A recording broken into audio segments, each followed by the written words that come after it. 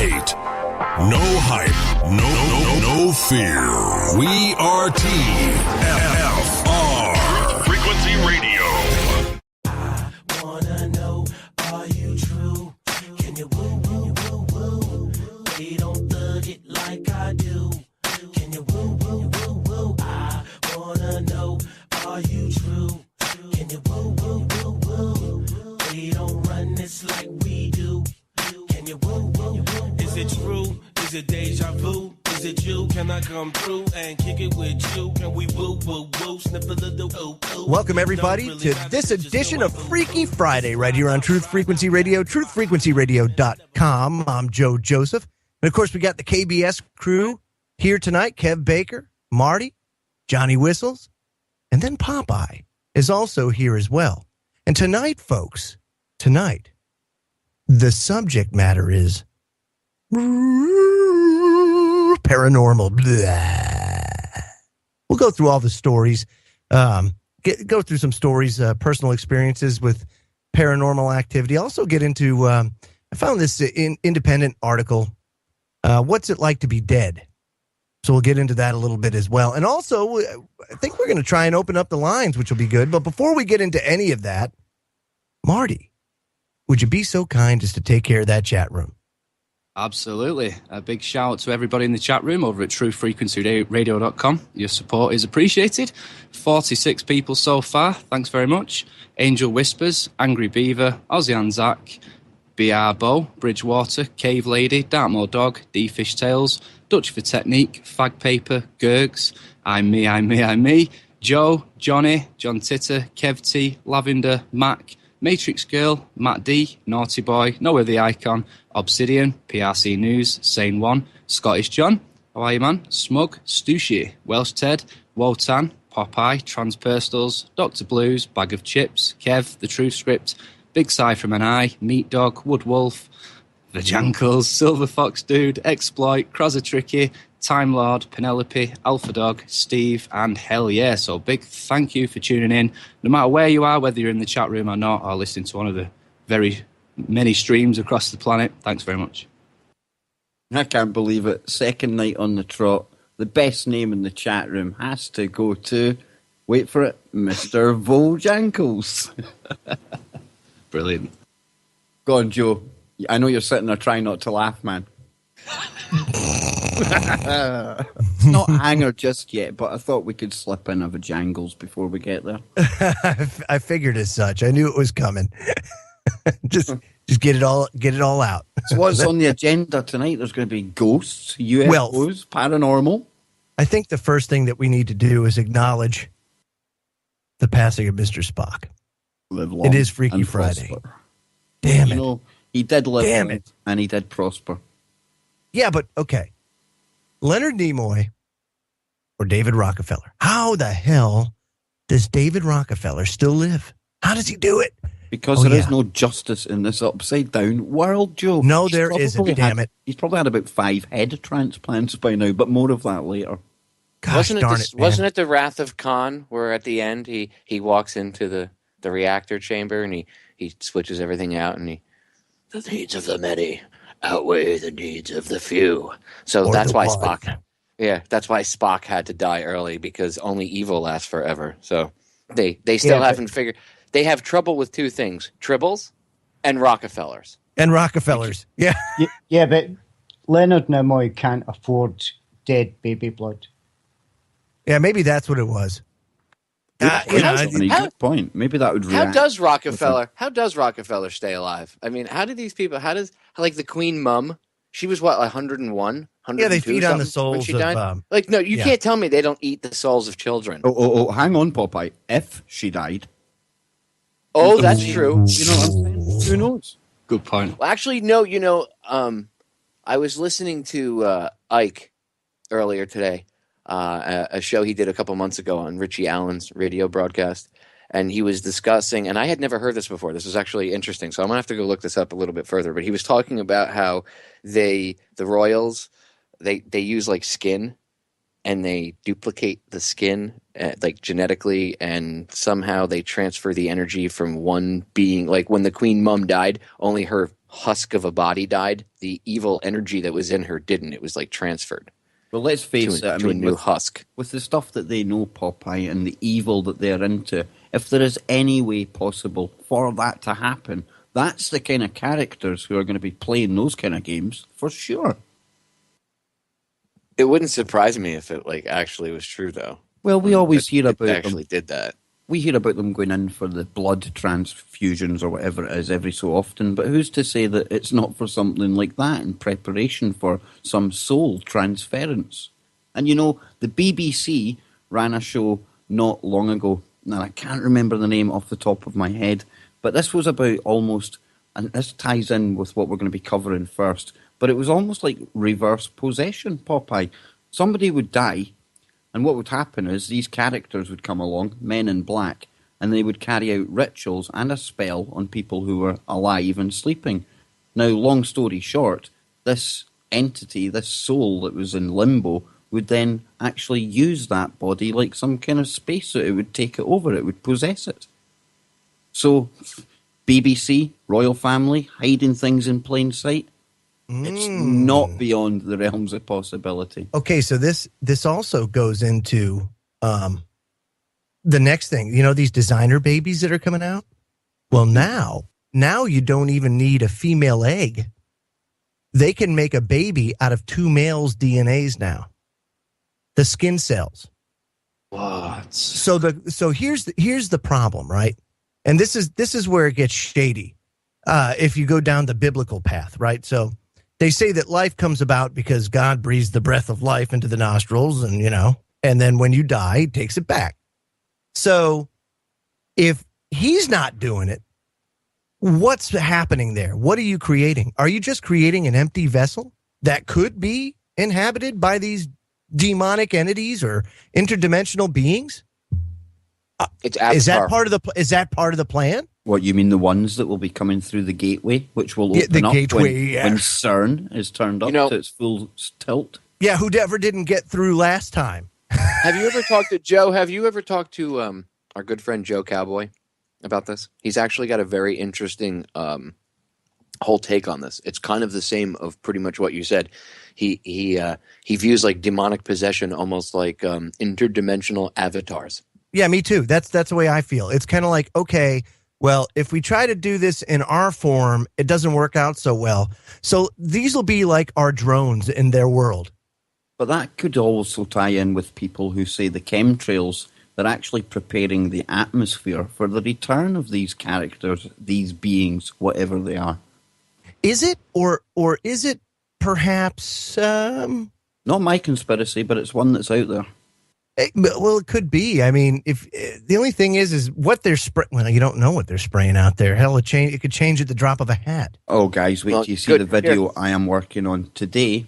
I got the most brilliant photographs of, I don't know if you've heard of this, but the black line phenomenon when they're doing the chemtrails. There's a black line above the chemtrail and then projected. Now, it must be a good, who knows how many thousands of feet in front of the actual plane. But how can there be a line projected in front of the plane and above it when the sun, if it's casting a shadow from the chemtrail, the shadow would be below it? Ooh. I saw that. The picture you posted today, I'm going to post it in the chat. I've been seeing a lot of that lately, though. The black and the white ones. Yeah, but if you go and do your research, the black stuff, they're spraying coal ash. No, but Popeye, this is like. Well, I'll send. No, I mean they're poisoning the sky and everything around us by literally there's no reason for it. They're spraying coal. That shit is toxic too. And let me tell you something. They just had a problem with that here in the Hampton Roads area, where one of the power companies that ran off of the power company had a coal-fired plant, and the dust and the water runoff went and screwed up the water table. And it also messed with there was a golf course and then a residential area. Now, the problem with that stuff, it's extremely carcinogenic. Extremely carcinogenic. So now if they're spraying that stuff in the air, and doing all that, I had Mike Murphy on 2 weeks ago, and I asked him about this on air. I said, Yeah. look, people have asked me about black chemtrails. I've seen videos on YouTube, but I'm not really, this is kind of like a new phenomenon. I said, is that them spraying coal ash? Because he was talking about that they're spraying coal ash, and he said that's exactly when people see black chemtrails, that's them spraying coal ash into the sky. That's nice. No, Popeye, but look at the two pictures I've posted below, and they are in the chat room. Now, you can see the chemtrail quite clearly. Now, above it, there are two black lines, and then almost the same length in front of the actual plane, the black line is projected. And I've even put, arrows on one of the pictures I've sent as well. And I'll put another one into the chat room where I've inverted the image so it actually becomes quite clearer. What's your take on that, guys? Are you seeing that? Yeah, I'm seeing it. It's kind of crazy. And you can go on Google, Marty, and type in chemtrails black line phenomenon. It is talked about, but can I find some kind of reason for it? I certainly can't. Well, your camera. Remember, the camera lens could be picking up something that you can't see, so it could. No, you can see it. You can see it with your own eyes, Popeye. You see it. Oh, can yourself. You see it with your own eyes? Yeah. That's what made me run out the office and get it. Interesting. It's weird. What if it's different layers, Kev, that are already up there? No, you on actually their way see down? it. See that one, the one that's in front of it, John? You see that moving forward, in front. Keeping a uniform distance. Yeah, no, it looks like it's almost like a shadow, but upside down. Like somehow the shadow is being projected. Well, onto if you the can sky. imagine, you can see right in the top corner, there's a bit of a building, you can just see it. The sun, if you follow that line back up through the building, it's away on that side, but above it, so it should really be a shadow cast down the way, or whatever's you wouldn't that. expect to see the shadow. It almost looks like there's a shadow cast on the sky. I know, It's because weird. sometimes you see That it is when odd. there's no clouds as well. And I don't think that's a black chemtrail. That's something different because the That's black weird. chemtrails, It's bizarre. The black chemtrails look just like that white one, except they're not white; they're black. Like you can clearly see they're spraying coal ash. That's almost like some weird shadowy weird thing. They have shadow people, since we're going to talk about the paranormal, right? Well, maybe it's a shadow chemtrail. I don't know. crisis chemtrails. Crisis chemtrails now. Crisis This is not good. chemtrails. Crisis geoengineering. Jesus, listen. it's just getting out of control. No, but I'll What tell you is- what, right? That is weird. I must admit, that is weird. But Popeye, I thought I was bringing the weirdest stuff to the table tonight. But you, my man. Oh, wait, hold on. By the way, you're backed up because my girl Jamie, the one I'm going to be talking about the story, I told you guys about off air, all the weird stuff she went through. Her story is one of the things we're going to be talking about the paranormal. She just messaged me and said that she's seen the same things, the shadow lines. I just looked. She said that, yeah. Jamie, thank It's you just very much. weird, man. What is that, though? I don't know. well, That is I've got- odd as hell. I've been taking photos of these, Marty, over the years, as you For know. a long time. You've followed my YouTube, and I've seen these maybe 5 times in my life now, and I have no idea what it is. Marty boy. Could it be a result of this new space fence thing? Ooh. See, See, this is the thing. There's that many projects at work at once, Marty. How are we meant to differentiate? Yeah, that's it. You can be sure that there's something going on there, Kev. I know that for a fact. So watch TruthTube 451 tomorrow for another video. That'll be coming up tomorrow. Interesting. Well, you're not the only one who's apparently seen them. So that's 2 people that I know of that have seen those little shadows. I was able to Google it quite easily. Chemtrails, black line phenomenon. But there was nothing that I would bring to the table here tonight and say, look, this is the theory. Because everyone's just like us. How do you get that? Why above it? Why black? Why beyond it? But that's a nice little bit of woo. But Popeye, come on. Let's get into some deep woo. Because that stuff you were playing before the broadcast, the goosebumps were standing up on my arms, man. What is going on? Yes. Kev was actually literally creeped out. Well, I did say in the promo for this show, I will not be happy unless people, after the 3 hours, are lying in their beds listening to every little noise while they're lying there contemplating if something's in the closet, under the bed, or if it's just Popeye going to play us some of his crazy stuff. It's not my stuff. It is real though. Let's just be straight. Let me explain something. Let me give a little bit of a backstory here. Okay. So what you're going to hear and what you're going to hear me talk about and discuss is actually very real. I'll drop a link. You can actually go see her story on this show Sci-Fi puts out called Paranormal Witness, where they go and they interview people that have gone through supposedly, real events like this. And her and her family were interviewed for the show. So I'll drop a link for that YouTube video into the chat. But you guys are all familiar with my girl Jamie, and she gave me permission to talk about this because this is kind of like a freaky thing. Some people don't want this stuff public, but what she went through is very real. So what she went through was they had a haunting, for lack of a better term. Some people might think it's a poltergeist. I think it's actually something a little bit deeper and darker than just a poltergeist. Poltergeists are usually generally created by an adolescent, and usually one that has psychic abilities and is under stress. They can be created by adults too, but usually they're created by somebody that has some latent psychic ability and may not even realize it. And some sort of emotional stress can bring it out, and then poltergeists are created that way. Anyway, what I think that she was dealing with was much worse. All right, her house that she grew up in was haunted. And when I say haunted, I don't mean like boo. I mean, you heard the audio and I'll play it, but there was literally like something pounding on her door, and she's in her bedroom with her cell phone recording it, and you can hear this thing clearly pounding on the door. Pounding, it sounds like a Sasquatch trying to get into the room, man. Dude, literally. And then when you see the pictures and stuff of what it looked like the other side of the door afterwards, this thing took pots and pans and other objects in the house and literally beat a hole halfway through the door. Physically, there was a hole on the other side of the door. It looked like something was trying to beat its way or claw its way through to get into her room.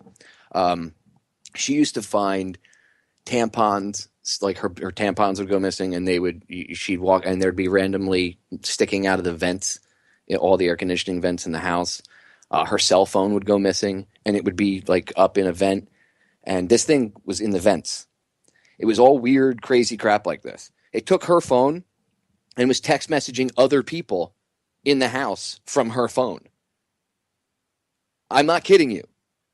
I mean, when I first heard some of this stuff, I was like, okay, I believe in the paranormal, right?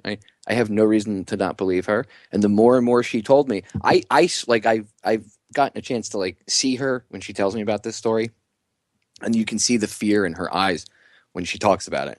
You can see like her body language. She's not making this up. And then she gave me the audio, and she showed me the audio and stuff and some of the video. And dude, just talking about it makes the hair on the back of my neck stand up. Well, let's Literally. do it for everyone else, Popeye. Come on. Oh, you want me? Hear this, man.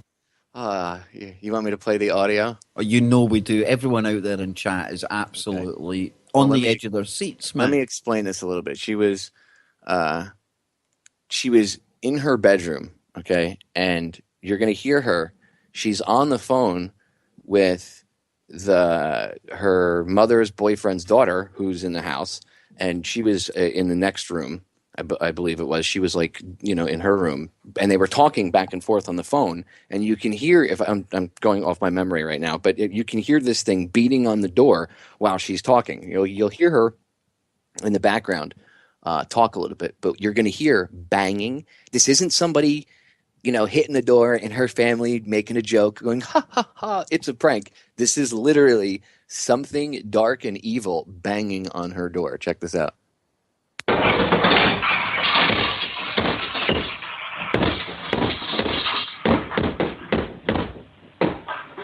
my god. Oh my god. It broke the fucking door, dude. Oh my god. Oh my god.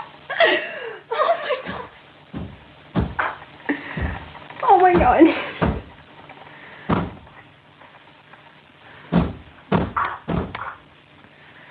Oh my fucking god, dude. Oh my god.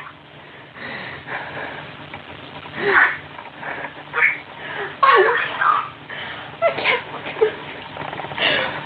Oh my god. fucking door? Did it open your door? No, I don't know. You hear what she said? It opened her door. And with that banging you heard, that boom, boom, boom, boom, that was that thing using, if I remember correctly, she said it used pots. I think it used a pot and a decent sized cooking pot and a few other utensils to try to get through the door. And I saw a picture of the hole on the other side of the door. Whoa. Whoa. Whoa. Dude, this is not like someone going, oh, one time I saw a ghost in my living room. I was smoking a joint at 3 o'clock in the morning. I mean, this is the real deal. You know what, Popeye? This is a lot more common than a lot of us would imagine. Well, that's one of the things, you don't want to talk about this stuff. A lot of people are afraid to talk about this. A, it's a very traumatizing thing to go through. And B, you're afraid that people aren't going to believe you or make fun of you, right? When in reality, there's more of this stuff that actually goes on than most people would think. It's just so many people are afraid to talk about it. It's like people that know about what's really going on with the government, right? Or conspiracies and stuff. There's more people that are actually awake than you realize. It's just they don't talk about it because they're afraid of being looked at like they're crazy. Same thing. So it wouldn't surprise me if more and more people, admitted down the road. And they are. Because if you look at 20 years ago compared to now, people are more open to talk about this stuff than they were 20, 30 years ago. Isolated incident, Popeye? Was it just a one-off, or was this like no, this went on for a while, dude. Whoa. No, I'd have been out of there on night 2. Dude, this went on for a long... she's got pictures of... this thing would trounce the house. They would wake up in the morning, they'd be sleeping, and they'd get up, and the house would be covered...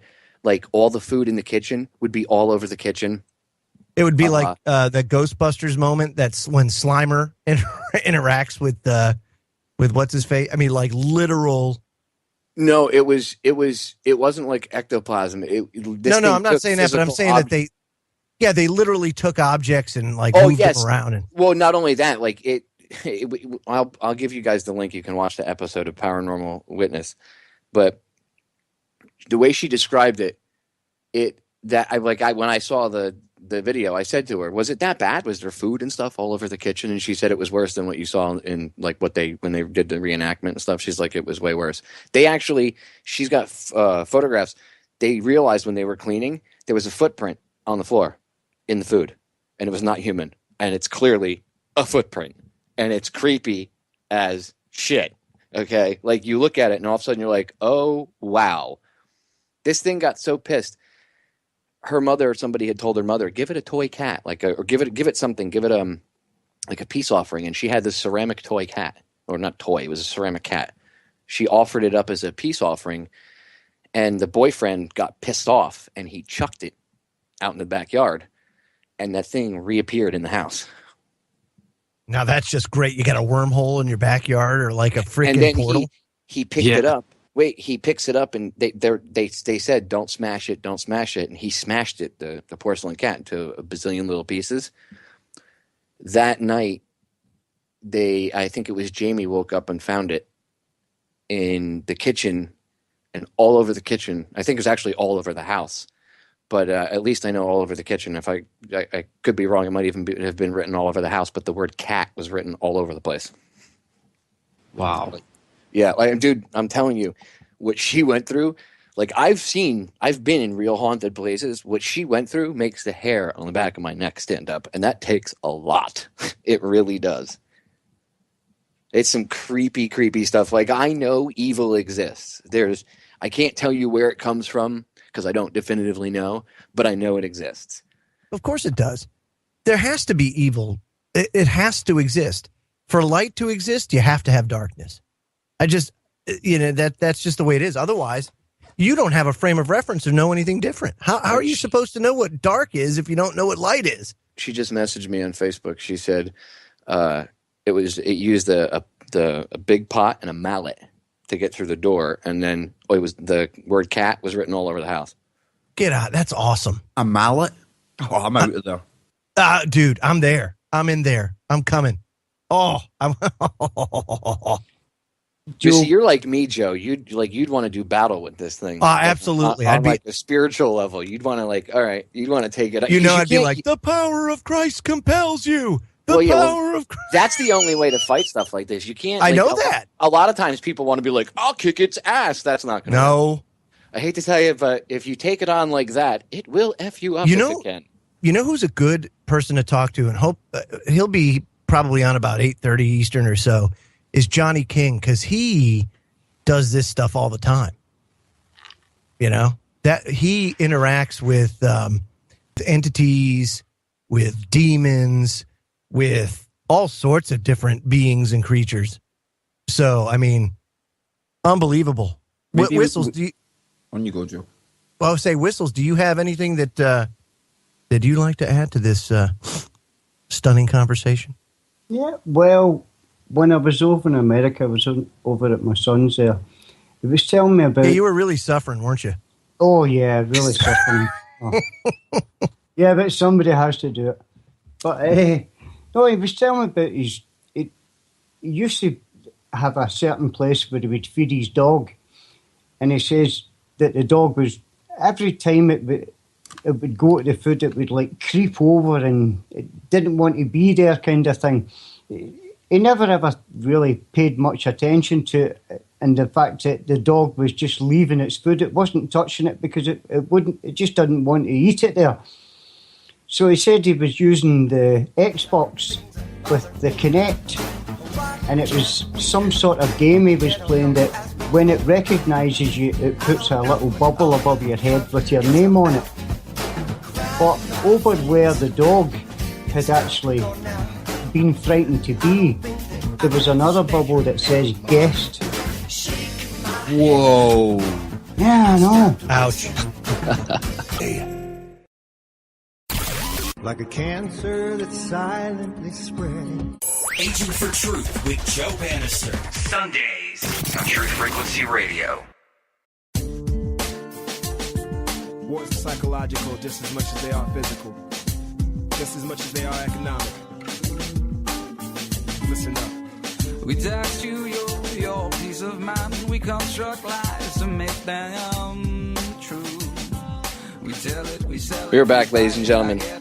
So we were talking about the paranormal before we went to the break. If you're interested in actually seeing the video about the story that I was discussing, and you can go over to YouTube, just type in Paranormal Witness, Season 1, Episode 3, and it's the first half of the episode is about Jamie's story. And what, like she said to me, what they showed on TV was only probably about a quarter, maybe 20% of all the stuff that they actually went through. It was just really crazy. I mean, this thing, like I said, it text messaged her. It took her phone and then text messaged other people in the house from her phone. And they literally had to make a deal with it to find out where the phone was. I'm not kidding. They had to text back and forth with this thing so it would give her back her cell phone. You think I'm making this up, but I'm not. And believe me, I have no reason to not trust her. She's never lied, and there's more than just her that backs her story up and everything she says. So, I mean, this is 100% the real deal. And it's creepy, but hey, we don't know everything in this world, so you can't just say, oh, no, that couldn't have happened. You know what I mean? So if you want to actually see the video, it's either in the chat room, I dropped it in the chat, or if you go to YouTube, just type in Paranormal Witness Season 1, Episode 3, and it's the first half of the video is her story. What do you think, Kev? I mean, Kev, you could just hear the fear. There's no way that's fake. In the audio, yeah. Sat listening to the goosebumps, but the amazing thing now I found is with all this new technology, I don't know if you guys have heard of the SLS, Structured Light Sensor camera system. It's from XCam. There's a guy on YouTube, Huff Paranormal, and he's been testing it out, and wow, is all I can say. It's basically like a digital dowsing, and this thing is just like a camera, but it actually picks up almost like patterns and shapes of things going around the room, and it'll point it out saying there's an anomaly there. And you know what gets me, Marty? It's almost like what Johnny Whistles actually described with the Xbox One Kinect. It picks up the shape, doesn't it? Yeah, it does. And I just think as we get further down the road with this tech, people are not going to be able to deny that this stuff's real anymore. Well, cameras have been picking up stuff for a while, even if it's not these new, like the facial recognition stuff is going to be what, like, who knows what that camera saw? The only reason why we can't see certain things is because of our eyes don't pick up certain. It only picks up a certain. It's like little 5 or tiny 10% of the whole light Yeah, spectrum. oh, dude, if you actually look what our eyes pick up as compared to the It's entire nothing. light spectrum, it's like a little Yeah. tiny infinitesimal little. It's Yeah. ridiculous. That's why we don't see things. That's why literally there could be things. There is stuff. It's not even there could be. There are things going on around us right now. There's in my studio. There's whatever going on, and people would say, "Well, it's in another dimension." No, it's actually in this dimension. I just can't see it because my sensory equipment doesn't pick it up. But the cameras are different. Even cell phones. Cell phone cameras are different. You know, I don't know if they still do this, but back in the day, like I had a tattoo lasered off my arm, okay, and I had it re-tattooed. When I first was getting it covered up, like after I'd gotten lasered off, and I put the new, I started working on a new sleeve. I took my camera and I turned it to one of those negative filters, you know, where it makes everything look like a negative, and I took a photo of it, and it didn't pick up my new tattoo. It picked up my old one that was in my flesh below it. Like you could see it. Like, I mean, the new tattoo, it picked up, but you could see the old one through it. And in the spots that weren't tattooed, you could clearly see the tattoo as if it was still there, even though to my visual naked eye, it looked like it was erased because it had been lasered off. But the outline of the tattoo was still clearly in my arm, even though it wasn't there. I actually took a picture of it. It was crazy. And then I realized, wow, the camera can see more, obviously, than just my eyes do. So that thing, that there probably still is a large portion of that tattoo still on my arm. I just can't tell because I can't physically see it, and nobody else can either because we're all human and we all have the same sensory equipment. So who's to say what is actually going on around us at all times? We do not know. Now, Kev, I remember you asked me on a Freaky Friday a long time ago about the paranormal and about hauntings and stuff, right? And you said, what do I think about ghosts? Well, I don't think there's one umbrella, one size fits all thing. I think there's different types of hauntings. You know, you have poltergeist, things like that. I think there's residual energy hauntings, which we've talked about, like, especially in older buildings, right? Soaks up energy, especially if something bad happened in the building, right? I'm thinking something bad must have happened in Jamie's building. Do you think it's that, or do you think that we manifest it? I don't know, but Marty, what's your take on it, man? I really don't know. Kind of a little theory on the ghost phenomenon was people talk about parallel dimensions and stuff like that, and I thought maybe there's, people say that there could be a whole new reality existing like we are on Earth, on a different Earth, and sometimes they cross over. That's why some of these ghost images just appear and then fade away. And then you really see the stuff that Popeye was talking about, and it sort of shatters that theory for me. But I've had so many experiences with paranormal stuff after my brother passed away. All kinds of pictures I could show you guys. Wouldn't really want them all over the internet, but that my brother's partner took with the children, and my brother would just appear in the picture. And there's just no way of denying it. And I had so many experiences around that time, which kind of led me this way to the whole truth thing about 8 years ago.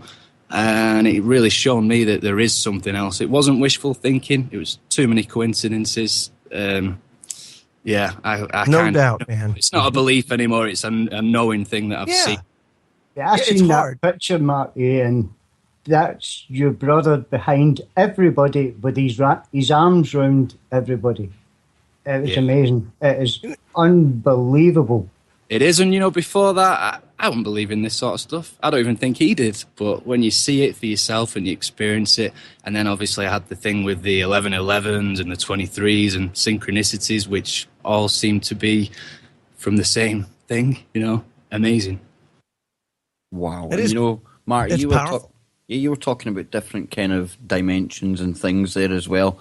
I've just recently watched a film, and anyone who's into like quantum stuff or this kind of stuff that we're talking about here just now, What is it? Coherence. Now, just a quick kind of overview of the film is there's a comet. Is it on YouTube? No. Well, you can download it off the streams. It might well be. But a comet is going overhead. There's 8 people at a dinner party, and all of a sudden the lights go out. So they go out onto the street. They realise there's a house 2 blocks away with lights on. 2 of them decide to go up there, Joe, to use the phone, and then a little bit of time passes by. The ones that stayed in the house get the generator running, and then the original 2 people come back to the house, and one of them's bleeding. Now, they kind of think, what's going on? Well, they say that they got to the house up the street, and when they looked in the window, what did they see? They seen the other 6 people who they were having dinner with sat round the table acting exactly the same way as they had been in the other house. And what it was to do with was the fact that we've all spoke about Schrodinger's cat on here. Normal science says that if you have a cat in a box with some poison, then the cat will either be dead or alive. But when we look at things on a quantum level, well, it is both dead and alive. All possibilities exist until one collapses into reality. Yeah. And the idea behind this film, whoever wrote it, it is absolutely fantastic. And it's a good way of getting some quantum physics knowledge across. Yeah, That's fascinating. I'm a big quantum physics nerd. Do you think maybe that's some of the things then, Marty, that we do explain as ghosts? Not to take away from the ghosts kind of thing, but maybe that's how we explain away some quantum quirks that go on. Yeah, I think all of it's possible at the same time. Yeah. I think, guys, is we can look at the way that, when we do what we do, the more that we research and the deeper we dig into these subject matter, the more we realize that we don't know much at all. You really understand that the ocean is vast of all the knowledge that's out there, and you may be able to get a crumb in your lifetime, and that's about it. If you're lucky and you're actually doing this stuff, What if, like, when people say, well, what are these things, right? Like this thing that was messing with her, people could say, what is it? Was it this? Was it that? Let's say it was some dark entity, right? Yeah. Where would it come from? Why would it just attack her? Well, I've told her, if you get to know her, like I have, then you'd understand the person she is. You'd understand why this thing would go after her because of the amount of light and love that she has inside of her. What if the people that I'm willing to bet that if you start to research these people that have had experiences like this where they were targeted by negative entities, that perhaps they were individuals that were like her. And perhaps maybe the darkness, wherever it comes from, sends these things through like shock troops. Can I be honest with you? I think you're 110% right. I'm going to expand on that a little bit. People out there, a lot of them are discouraged because they don't see things or they don't hear things or things don't manifest for them. They do the Ouija boards and they do the seances and nothing happens. If that happens, first of all, don't be discouraged because that doesn't mean that it doesn't exist. What it means is you're not a direct threat to them. You're not a threat. It's that simple. Normally, these things will manifest themselves if you are a threat to the evil, to the darkness. If you're a light bearer, if you have that spiritual barometer, like Marty, you're like a spiritual antenna. My wife is a spiritual antenna. I mean, I've seen more crap with her than I've ever seen on my own. And it's only because it's the nature of who she is and what we do that makes us a target for this stuff. The other thing to understand is spiritual attack just doesn't come in a visual form. A lot of it has to do with using your discernment and understanding what it is that's happening in your life and what's around you. Spiritual attack just doesn't come out with a ghost comes up. Oh, no. That's not how it works. And you can start to feel it. If you start to research and get into this stuff, you can actually start to feel the different energies. And I never in a million years, guys, ever thought that I'd be able to do this. But I'll tell you where it all kind of opened up for me. for years, my military conditioning and all that kind of stuff, and even before that, I really just wasn't a lovey-dovey kind of person. It's actually kind of an asshole, to be frank. And until my wife took the time and taught me what love was really all about, I had no idea about that. Love unlocks the door to a lot of things, spirituality being one of them. And you get to understand and feel things on a different level that it's a game changer. So, I mean, that was what unlocked it for me, is when I let that wall down. I let it down and I started to feel. And that's when I was convinced beyond a shadow of a doubt that this stuff exists. Now, how it exists, to be honest with you, I don't really care, because no matter what I believe ain't going to change the truth. It's not going to change reality. So could it be a quantum thing? Absolutely. Could it be a demon thing? Sure. Could it be grandma and grandpa coming back to visit? Who knows? All I know is that it's real. But you really got to open yourself up if you want to experience it. Yeah, I think so too. I do also believe that there is good and bad in that other realm. But some of the problems I have with the religious view on spirits and contacts from the other side, or wherever it might be, is they'll tell you that it's all bad and it must be a demon and don't trust it, and everything is just to, manipulate you. And they basically tell you not to even look at it, don't even delve in that other side, and then that just makes me more suspicious. Programming, you think, Marty? Yeah, I think they're trying to I guess an ends to justify the means, as far as, like the Catholic Church will take, for example, right? If they can convince people not to look that way and that the power resides with them, well, then they can control. But if they start to learn the truth and say, wow, look at this, the emperor's, it's a naked emperor over there. God damn it. They have no power. And then you start to understand the whole deception. And then you start to look at other organized religions and say, holy crap, wow, it's all the same. Yeah, exactly. We're living in the same matrix no matter what you believe. Yes. You got to break out from that. It's like Popeye says, you got to break out from this crap. Don't just do this perpetual, cyclical, traditional crap, because you're not going to learn anything. You're just going to exist. What kind of crap is that? You want to live. We're here on this earth for a very small snippet in time. And not just live, Joe. Live free. Absolutely, bro. I was just thinking there, with it being Freaky Friday and that, I'm not sure, I think I've said this on probably KBS before, but Schrodinger's cat, back to the quantum world. I live there, Joe. That was a theoretical experiment. Yes. Whereas right now, we have actually a live working of the hypothesis underway. Let me put it to you that MH370 is the modern day equivalent of Schrodinger's cat. Because right now, until some of us with the power of observation claps eyes on that plane and the people inside, well, theoretically, they are both in a state of alive and dead. Kev, you're probably the only person I know that could take the MH370 conspiracy and turn it into a lesson on quantum physics. You're right. Baker's Malaysian Airlines experiment. Right. Kev's double slit experiment.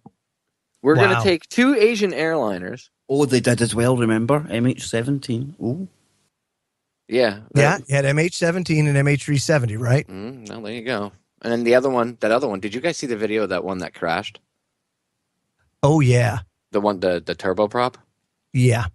That was something. Dude, I saw that video and I was like, what happened? Fake. You know what happened, right? Wait, they had a problem with 4 times because I was like, that can't be real. And I was like, holy shit. They had a problem with one engine, and the guy went, instead of cutting off the bad engine and throttling up the good engine, he cut off the good engine and it just lost. It stalled out. Oops. Yeah, he threw the wrong switch. Oh, well, see, panicking will do that. Yeah, that was one hell of a crash. There was another one, 747 out of. People survived that, by the way. I know. I was like, they're all dead, and then they were like, there were survivors, and I was like, what? It's like, wow, I'm doubly surprised today. There was one out of Iraq where a 747 cargo plane, the load shifted, and that thing just went, just bellied down and blew up. Man, it was unbelievable. I've seen that. Yeah, what was this? I think it was a C5 Galaxy I saw crash. Oh, it was horrible. I have to ask, guys, because it was doing the rounds on the conspiracy sites. There was people out there saying that might have been faked. I don't see the payoff. I don't see the key bono of faking just an accident like that. And they say it was faked because the way the video, the way when you see the video, like I said, when I first saw it, I was like, no way, that's like digitally put in there. Come on. And I went back and I watched it like 2 or 3 times and I was like, holy crap, that's real.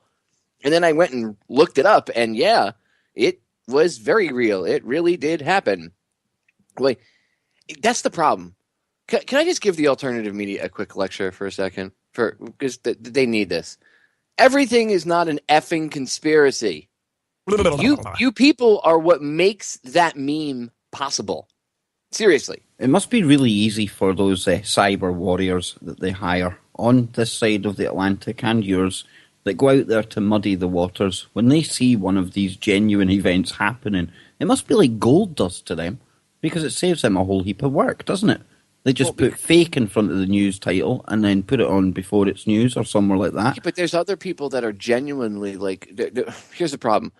People are so non-trusting of the government that they're swinging to the opposite end of the spectrum, and but they're doing so like the far end, right? It's either one extreme or the other. They haven't found the happy medium yet, and everything is a conspiracy. And then that kind of thinking and that kind of just running out, and that's not reporting. You're not part of the alternative media. But here's the thing, Popeye. If you're doing that, you're part of the problem. We have to be careful as well, though, because a lot of the people who do kind of overreact sometimes and buy into it, and I've been there as well. Well, that's what I'm saying. But it's usually people that's waking up, and we don't want to like attack them for doing it because we've all been there. No, I know that, but it's hard to. I'm not attacking them. I'm targeting the people that are out there, putting themselves out there as, you need to listen to me, I know everything. And the first thing they do is they jump on everything as a conspiracy. Okay? I talk about conspiracies all the time. Okay? All the time.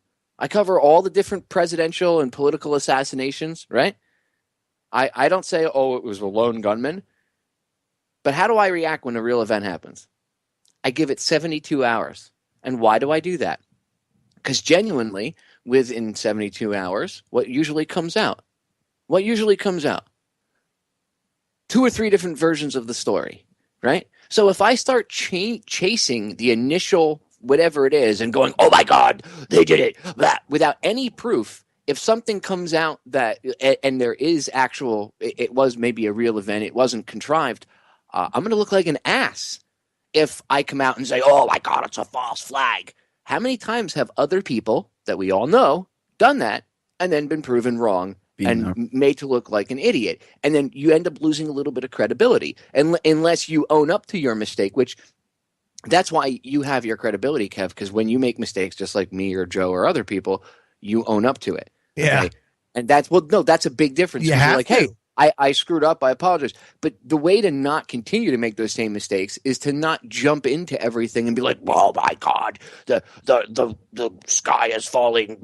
Look, everybody needs to relax. That's why the general public that's not awake and just waking up and like on the fence, they look at us like that conspiracy theorist meme, the pejorative that's put out there that Langley invented back in the 60s, because there are so many people that are just running out there, and it's for multiple reasons. There's people, like you said, that are just awake. They have like truther verbal diarrhea where it just comes out of their mouth. It's like, 9/11 was an inside job, HARP, chemtrails, blah, and they can't contain it because they just want to tell everybody. I understand that. But there's also people that do it to sell stuff, So they use fear to market, or they're click whores and they want clicks to their website. So they'll type up any ridiculous crap that has no value and no merit in fact whatsoever, and they'll put it out. And we all know there's those those websites that they consider themselves to be like open source intelligence websites for people. Right? You're intelling nothing. The point is, people need to stop and chill and use a little bit of discernment when reporting on things. Okay, because you're making us look like asses. I'm just saying. Can't use emotion first, right, Marty? No, you've got to give it some time. That's why I always say on the show, when these breaking news events happen, sometimes as we're on the show, that it's best to give it a couple of days and observe all the information, see what comes out before you really make your mind up. Because there is people out there on YouTube that will jump straight on it as soon as something comes out, and they'll basically tell you, look, this is definitely what's happened. And we do find out sometimes that they were wrong. And it is a shame, like Kev was saying before, when people are just waking up, they've just realised that the whole reality's fake and everything they've been told is a lie. They stop trusting everyone, and they'll sort of believe everything that's put out there. But stop talking about Kev, will you? I know I'm sitting here shaking my head, Marty. I feel guilty. Actually, Kev is who I was targeting when I said click whore. Oh, wow. I'm just Dabu. Yeah, Kevin is Dabu 7 impression. I think Kev is Dabu. Kev 7. is actually Crisis Dabu. Yeah, he's a crisis Dabu. No, Dabu is the crisis Kev. Did you hear that right. crisis Sorry. Kev on the I got hanger? it backwards. Crisis Kev will be back tomorrow night, Marty boy. Come on. Kev, give us an impression. Illuminati.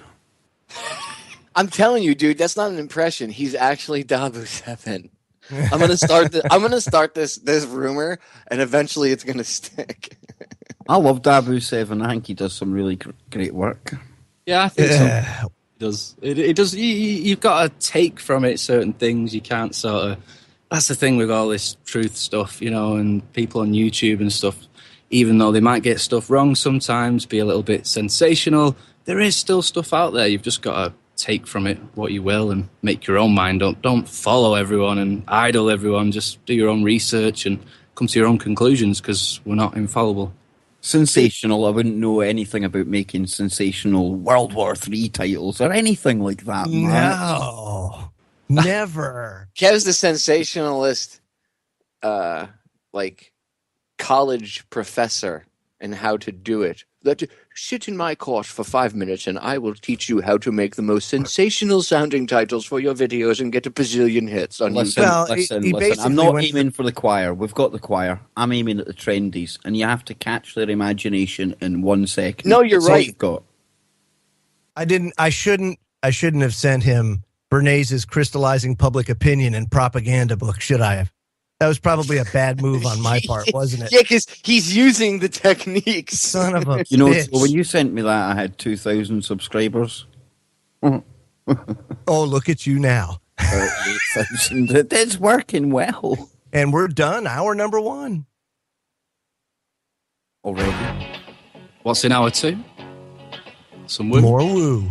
More woo. It's you know what? Friday. I'm going to scare the hell out of the listeners with the story that inspired Nightmare on Elm Street. Stay tuned. Ooh, in only true Kev fashion with his Scottish accent. And thank you for letting us share your story, Jamie. Go check the episode of Paranormal Witness out. Creepy. No hate, no hype, no fear. You're listening to Truth Frequency Radio. We are TFR. Wanna know, are you true? Can you woo, woo, woo, woo? They don't thug it like I do. Can you woo, woo, woo, woo? I wanna know, are you true? Can you woo, woo, woo, woo? They don't run this like we do. Can you woo, woo, woo? Is it true? Is it deja vu? Is it you? Can I come through and kick it with you? Can we woo, woo, woo? Sniff a little ooh, ooh. Welcome back, everybody. It's hour number 2 of my favorite night of the week, Freaky Friday, here on Truth Frequency Radio, truthfrequencyradio.com. I'm Joe Joseph, along with Popeye. from Down the Rabbit Hole. And we also have the KBS crew, Kev Baker, Marty, and Johnny Whistles. Man, that first hour just flowed, boys. And where the hell do we go from here? Because I'm just kind of drooling on myself. No, say it, Joe. Best Freaky Friday ever. It has been. It's been the best Freaky Friday ever, dude. No doubt. Excellent. I have to. And by the way, that's a tradition. It's not a Friday until I hear you say that. That's right. As I was telling the listeners before the break, Nightmare on Elm Street. I mean, that film to this day still creeps me out, Joe. Little did I know that it may have been inspired by a true story. And Really? This is quite unbelievable.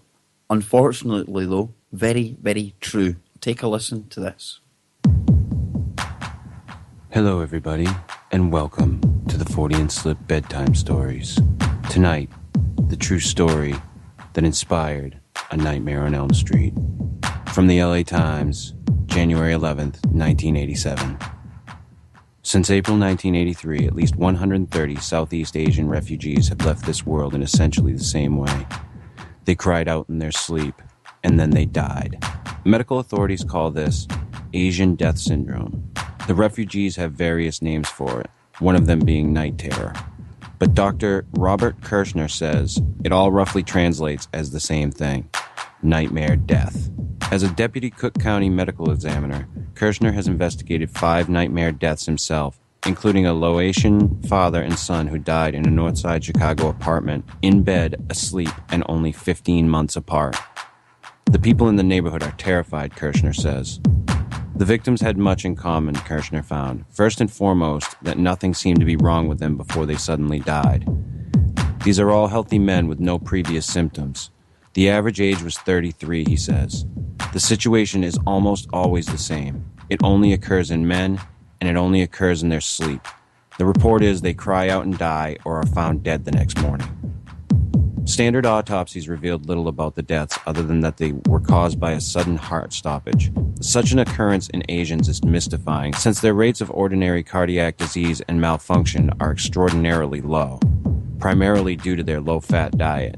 But detailed examinations of the victims' hearts performed by Dr. Frederick Eckner of the University of Illinois College of Medicine turned up something strange. All of the 18 hearts were slightly enlarged, and 17 showed defects in their conduction systems, the array of fibers that carries electronic impulses from the brain to the heart. The fibers were frayed and curled, as if, Kirshner says, their hearts just shorted out. It is Kirshner's theory that something at night, perhaps a random electronic discharge, and yes, perhaps a nightmare, overloaded these defective hearts, causing the sudden deaths. This makes the nightmare death all the more curious, since studies of whites who die suddenly has not shown the same defect. Thus, Kirshner speculates genetics probably plays a large role in the defect, which may be present from birth. Nightmare deaths are only found in certain Asian populations, Laos, Cambodia, Vietnam, as well as the Philippines and Japan. It has not been reported in China. Yep, so there you go, folks. You might actually be born with a genetic predisposition to suffer a death similar to that given to people by Freddy Krueger. But did you hear that Freddy Krueger won't even F with the Chinese? What's up with that? Brilliant. Yeah, I mean, that's crazy. 33-year-old. That just blows my mind. It's a Kev-spiracy. I mean, damn. Kev-spiracy, I like that. That's Scott Lopez to the studio. Yes. Scott Lopez to the main office. But Scott Lopez to the main office. They're talking about like Asian death syndrome there and night terrors. Now, there is things called incubus and succubus. Now, they're supposed to be demons, entities that visit during the night and, well, they do nothing short of actually seduce their victims. Now, I'm not saying this is what has happened to them. Well, it's not always seduction, too. Sometimes it's like rape. Well, yeah, one person's rapes another man's I thought seduction. they like sucked the brains out of this. You know, I thought that was more of like what the incubus succubus stuff was. You know, I think, well, I don't know, but now that 50 Shades of Grey's out there, Popeye, there's a fine line that's been kind of erased between seduction and rape, is there not? If that guy wasn't a millionaire, if he lived inside of a trailer, it would have been a Criminal Minds episode. Excellent. I've seen that photo. Brilliant. That's all I got to say. What is wrong with people? Like, go. You know what? Like, if you enjoy sex with your partner, just go talk to your partner. You don't need some weird semi-bondage film to go get off. And then in Glasgow, the women were puking because they were drunk, and then they were assaulting people. They stabbed some dude. Johnny Whistles. Where is this place? Glasgow. Yeah, I think that might be Kentucky or something. Is it beside London? That is the worst accent I think I've ever heard. No, man. Hey, man. No, it's more like this. See, it's over in Glasgow. You see over there. There you go. See? That's where it's at, man. Glasgow. Go over there in Glasgow. Come on then, Joe. What does your book tell you is happening to these people when they're getting almost attacked in their nightmares? See, now here's the thing.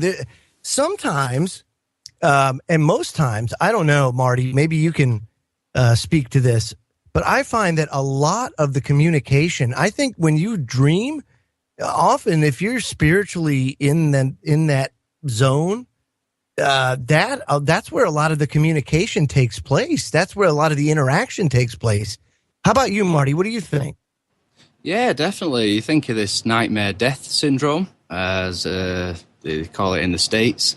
Really, if you think about it, if you have enough fear, your heart could just stop. And if you think of when people say if you jumped out of a plane without a parachute, you'd be dead before you hit the ground. I think it's the same kind of thing, because I've had experiences and lucid dreams, and not all of them have been good experiences. I've seen some horrible looking demonic looking things that I've never even seen anywhere. So don't know where them images came from. But that fear feeling is a very real thing in dreams. Yeah. And did you know that the Nightmare on Elm Street film was actually inspired by real instances of nightmare death syndrome? So it's been going on for a while. Yeah, but don't you guys remember? Maybe it was just like a urban legend when we were kids. But Joe, didn't you? Maybe not over there in the UK and in Glasgow. But we were told when we were kids, like, don't you remember hearing that if you died in your dreams, that's why, like, when you fell off a cliff or a building in your dream, you woke up before you hit, because if you died in your dreams, like, I was told that when I was a kid, if you died in your dreams, you could die in real life, right? I mean, I don't know if that really holds any merit in any reality or not, but I have heard that myself, definitely. So who's to know, who's to say that maybe really isn't true to a certain extent? And Freddy Krueger was creepy. But the guy, he represents nothing more than a pedophile to me. Like, that's what he represents when you look at him. I mean, I have to go back now, because I haven't watched any of those films. He does. He looks like Jimmy Savile a bit. You're right. He does kind of look like Savile. But, like, to me, he just represents a pedophile, like the ultimate evil pedophile that comes in. Well, hold on now. Wait. Let me stop you right there. Now, if Popeye shaved his beard and then you put circular glasses on him and a cigar in his mouth, what do you think? Ooh, I can't even insult Popeye like that. Not even I can do that. Are you trying to say I look like Freddy Krueger? No, like Jimmy Savile. I wouldn't go there. Oh, easy, dude. Easy. I look nothing like Jimmy Savile. Jesus, that's an effing insult. Take that back. There's one to carry on to the hanger. That was off the top rope. That was like Dusty Rhodes cut his head open with a razor blade. Those are them's fighting words, Joe. I'm gonna have to come to North Kakalaki. A wise guy, eh? Yeah, seriously. Ugh, Jimmy Savile, that guy. Jimmy Savile. Honestly, you gotta wonder if you took like a real paranormal investigative team and went to like one of these places that they partied at and supposedly like they did that stuff. Like, I wonder what you'd pick up there. Or if you took let me ask you this. Like a real psychic or a medium or somebody that could pick up energy and stuff. I wonder what they would pick up if you took them to a place where like these rituals and stuff that these psychos do. I wonder what kind of residual energy is around those areas. I mean, there's got to be something. How do you measure that? Do they have device? I'm totally like, the only thing I've ever seen in relation to that was Egon holding up that freaking thing that measured the energy, right? So I have no idea. How do they measure that outside of people just feeling it, like bringing a medium in or something like that? Do they have like test equipment that can measure this stuff? Well, I mean, you could use like when you go into like when I've gone into places, you can use EM meters. Okay. You can use laser thermometers to catch temperature spikes, like drops in temperature. I tell you, one of the new things they're using is like a laser light display. Now you put it on the floor, and it casts out almost like George Bush's speech, 1,000 points of light onto the background at the back of the room on the wall. And if anything passes through that, obviously you'll see the lights going out on the back wall. And it's quite startling the amount of times when I've seen this being used in investigations, you do actually see movement. The lights flicker. You ever hear of a spirit box? Oh, that's amazing, those things. But I think I have audio, and it's all raw, so I'd have to go through it and listen to it. But the last time Merce and I went to a haunted house, there was this place we used to go called the Deering Estate down in South Florida, and it's the most haunted place in all of Florida. And the last time we went, part of the group of investigators, there was these two off-duty cops that were there, and they did like paranormal investigations in their own time. And they had a spirit box, and there was a bunch of people had EM meters. You know, I had a digital thermometer. So we were all up in the most haunted building on the property, in the most haunted section of it, with the lights out, and we were doing. We had been doing just. We challenged it to make one of the flashlights turn on and off, and it was a flashlight that one of us had. We just took the flashlight and turned it on and put it in the middle of the table, and we're like, if you can hear us, make the flashlight flicker on and off. And I'm not kidding you. I mean, there's video of the light going on and off, flickering, and like answering our questions. And like I said, this place is very well known for being haunted. So we played with the spirit box inside there, and it was really creepy. I mean, it was talking in Spanish to us, and luckily, my late wife was Puerto Rican, so she could speak fluent Spanish. And the two cops that were there were Spanish, and the three of them agreed on the same translation of what they all heard in Spanish. And it was talking about a plane crash back in the 80s. Now, none of us, we were all like, we looked at, when you do this stuff, there's always one person from the county that like keeps an eye on everybody so you don't break anything, because the county owns the property. And they're like historians. They know everything about the property. And they don't say anything to you. They just kind of hang out in the background. Sometimes they're not even in the room. They'll hang out like downstairs. And he happened to be in the room, and he heard us talking about what was being said. And he was pale white. And he's like, there's no way that you guys could know this. But there was a plane crash back in the drug heydays in the 80s. There was a plane crash back on the property. Now, the property's vast. It's huge. Part of it's swamp. There was a plane crash out in the swampy area. And by the time the security personnel had gotten out to that side of the property, the plane was there. There were no numbers. There was no markings on the planes. There were little cargo compartments that were open, but there was nothing inside, and the pilot was gone. So obviously, if somebody died, they took the body, but it was obviously a drug smuggling plane, and whoever was there waiting for the pickup at the pickup point took the pilot and the drugs and took off, and they left the plane there. No numbers, no nothing. Now, I didn't know about this. This is something that's not very well known. And yet this was picked up on the spirit box. So just very interesting stuff. And I like in that same room at a separate investigation, Merce was sitting next to me. She was an empath. She was sitting next to me, and she had to leave the room. She got like physically nauseous all of a sudden. And she was like, oh my God, she's like, it's too much in here. And she had to go outside and like go downstairs and go outside. So she had gotten up and she had pushed the chair back and kind of catty corner away from the table. And I'm sitting there, and there's a guy across. There's like, a couple people on the other side. There's 2 or 3 people next to me. And there's a guy directly across from me. And we're sitting there and we're asking questions. And we said something to the effect of, and I have the audio. So I actually played this on one of my shows. A couple weeks after we went, I played the audio, and I have to find it and play it again. But I might be able to try to find it during the break. I'll see if I can find it. But we were sitting there, and I don't remember if we said, show us a sign or something that you're here, because the EM meters were spiking up and down. But we said something. I think I said something to it.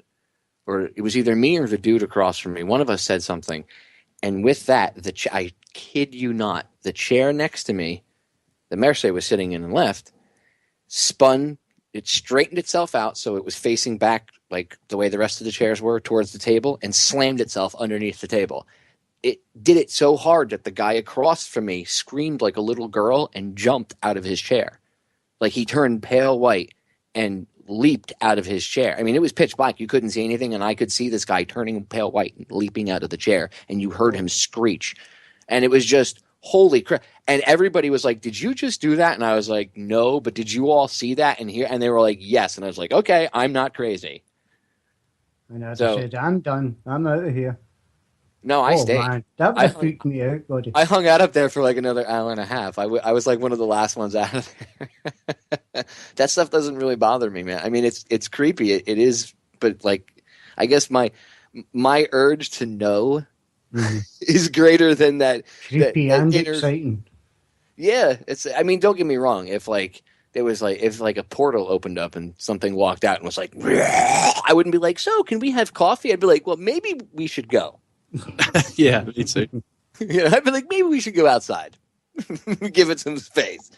But yeah, if you're ever in South Florida and you get a chance to, you're going to be down there for a while, check out and see if you're going to be down there at the time that they do what's called a spook over at the Deering Estate.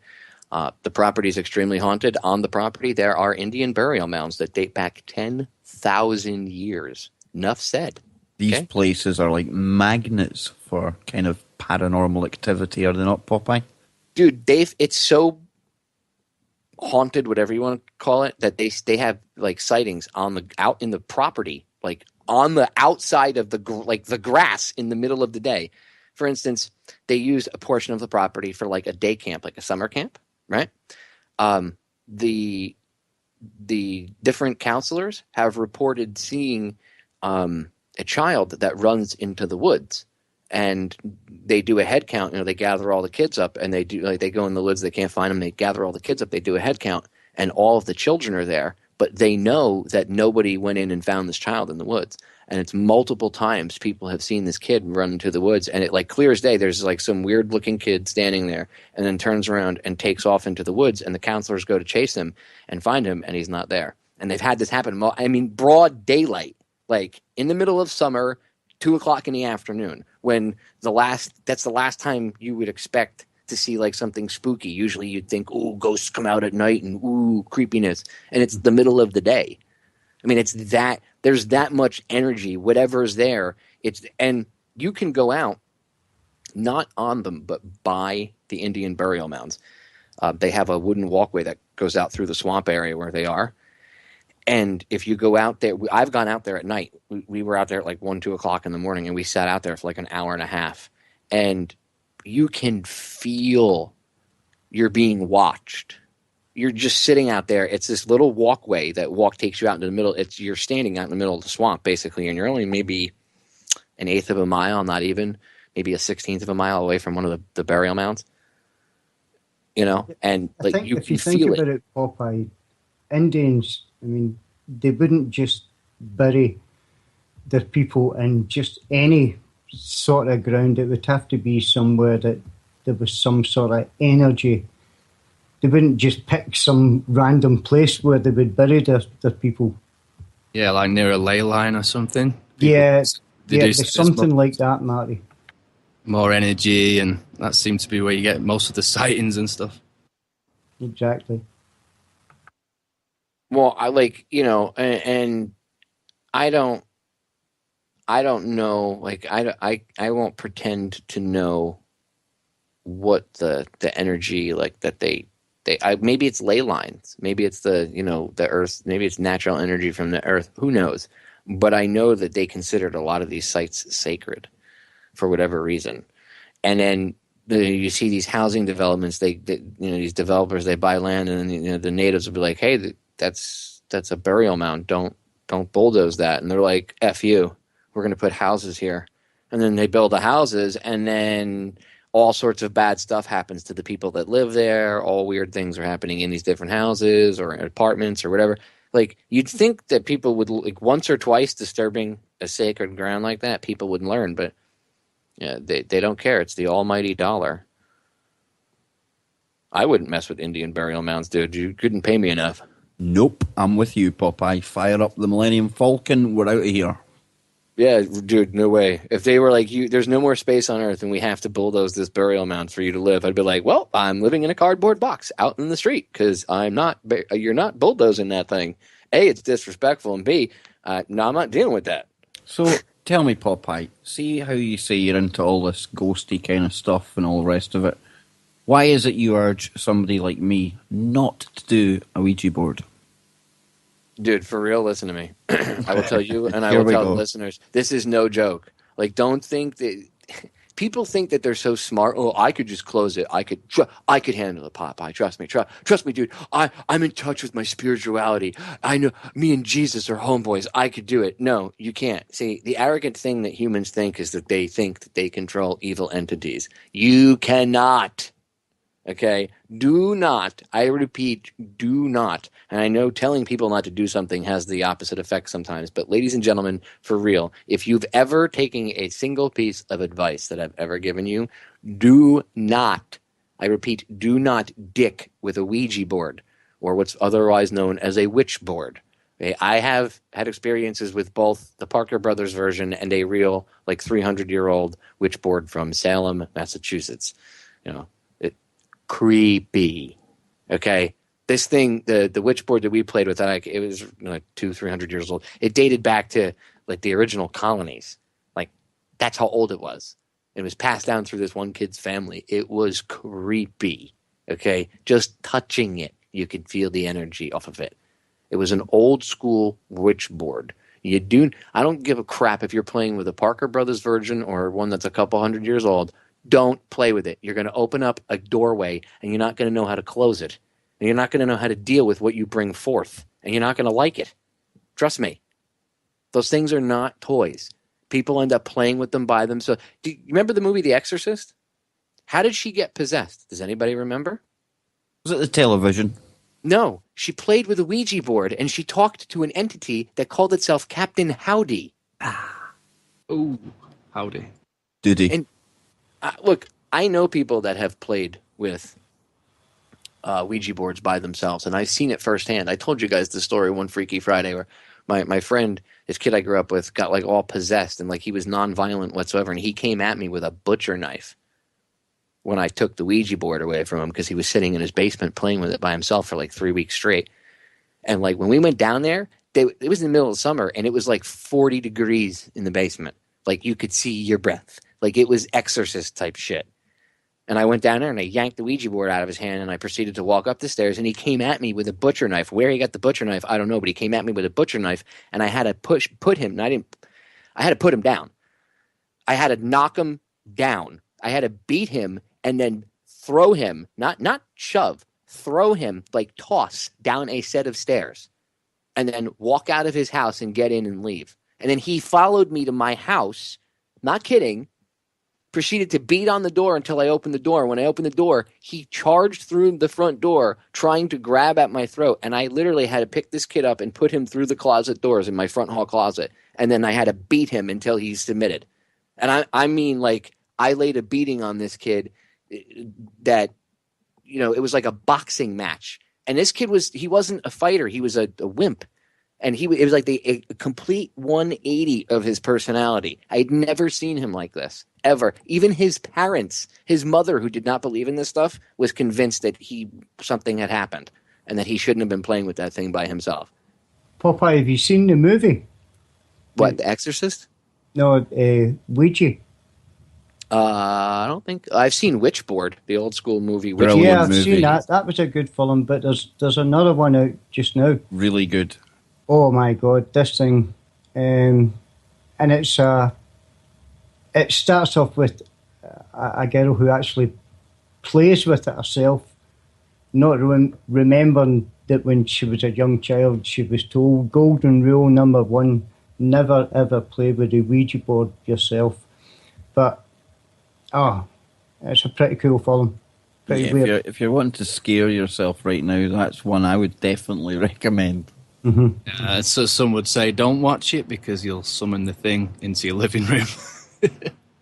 Dude, seriously, like his house, his mother was like a staunch Catholic. She didn't believe in ghosts and stuff like that, right? And I saw this woman turn pale white. I mean, she was a registered nurse. She'd seen a lot of stuff in her life. And this woman turned pale white. And, like, she didn't believe in this stuff. I mean, she told my mother, like, I watched her tell my mother, I don't believe in this stuff, but something is in my house. Like, they came to my house because they didn't know where else to go. There was something green floating in their kitchen. I told you, when you would pick up the phone, they would hear all day long, and for a couple weeks afterwards, you pick up the phone and there was no dial tone. You just hear, all you heard was this creepy voice go, hell. I'm not kidding. I know it sounds cheesy, like some, B-rated horror flick from the 80s, but I'm not kidding. Like, they played with the Ouija board in his house, and his father, right? Months later, his mom moves out because his parents are divorced. His mom moves out of the house. She didn't want to be there. Father's like, all right, fine, I'll go use the house.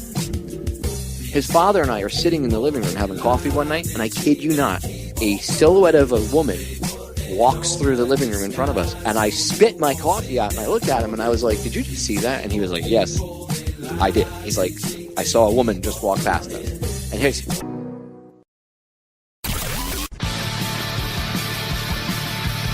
Hangar 18, your TFR Roundtable. Saturdays on Truth Frequency Radio. Are we on the verge of an all-out economic collapse? Is America bankrupt? That's right. Collapse, collapse, collapse, collapse, collapse, collapse, collapse, collapse, collapse, collapse, collapse,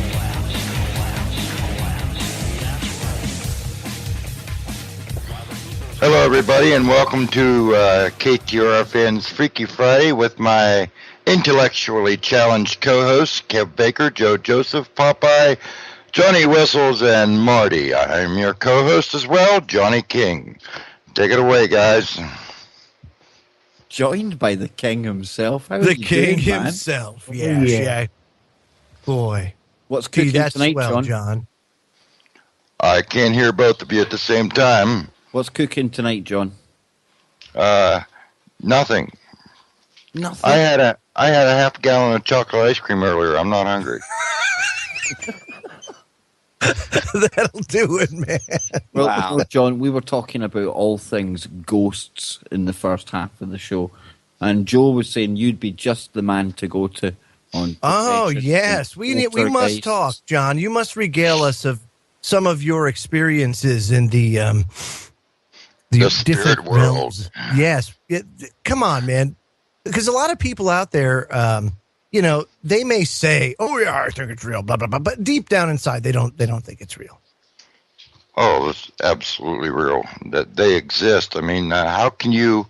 I don't see how a person can say that there's a heaven and a hell and we have a eternal spirit and not believe in ghosts. I think that the ghosts are someone who is caught between worlds or caught between the planes, and it's grounded here for a specific reason. Now, there's two kinds of hauntings, from what I understand. There's an intellectual haunting, where the person is actually, or the spirit is actually held back from traveling on into the next existence.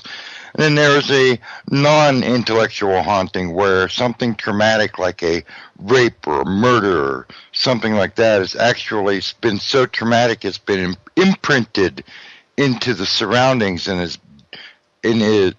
doomed to play over and over and over in the environment. I completely agree with that, Johnny. As far as ghosts go, I've seen them, I've heard them, you can interact with them. It's all pretty cool. Pretty cool. I like the way John describes it. John's like, it's pretty cool. I smoke pot with them. We sit and we talk, and they tell me how to grow the best stuff. We eat mushrooms, man. Well, no, I was at work last week. I was working third shift on midnight. Mrs. King, when I got home, we have the headboard on our bed is like 1.5 feet wide. It's like a bookshelf. And I have a bottle of my blackberry homemade wine sitting on the back. And I was at work, as I had said, and Mrs. King told me when I got home the next morning that the wine bottle actually slid across the headboard by itself and landed on the pillow a few inches from her head. She was the only one at home, and my dogs were at the foot of the bed. But the wine bottle just decided it didn't want to be up there anymore. That had to have been acted on by an unseen force. And if you look out of the corner of your eyes before you focus, sometimes you'll see those shadows that are fleeting, that go from one end of the room to the other. Yeah, I've seen that. Yeah. Yeah, it's kind of like the Final Destination stuff. Who's to say, really, in all these accidents and murders and freak stuff that happens, that there isn't something else behind it? It might sound out there, but you never know. There's shadow people. That's that's different. I don't know about shadow people, but it seems to me every Friday night I find myself hanging out with a right bunch of shady people. So I'm going to bring a caller onto the show. And we have got Jill Mann. Hello, how are you doing? Welcome to the Freaky Friday. Hello. Hey, how's it going? How are you doing? Yeah, am I on the... You certainly are, man. Welcome to Freaky Friday. How's it going? Hey, thanks. My nickname on the chat room is Meat Dog. And Meat Dog. My name is Mike. And so... Oh, cool. So I've always... I'm sorry. I'm just saying, cool. Thanks for your call, Mike. Yeah, thanks. Yeah, thanks for taking my call. I've always had an interest in the paranormal ever since I've been a kid. I grew up watching Twilight Zone, One Step Beyond, Outer Limits. My mom would read me poems by Edgar Allan Poe, when I was a kid. So it's always been a fascination with me. And I want to ask a question. Have any of y'all ever been to any psychic fairs? Yeah, I've been to a couple myself. I find them quite fascinating, but then I think there's a lot of charlatans go to these things as well, Mike. You're absolutely right. I never. I mean, it sounds plausible. I've only been to a couple myself, but there are so many con artists and self-anointed psychics, or a dime a dozen. But I did have this one curious incident. This psychic fair I went to. They had this guy that had this killer in photography, where he would photograph your portrait, basically a headshot, right? And supposedly it would capture your aura, And so everybody, got the, it's $5 or $10, or something like that. I forget, but so people would compare their photographs, and I was looking.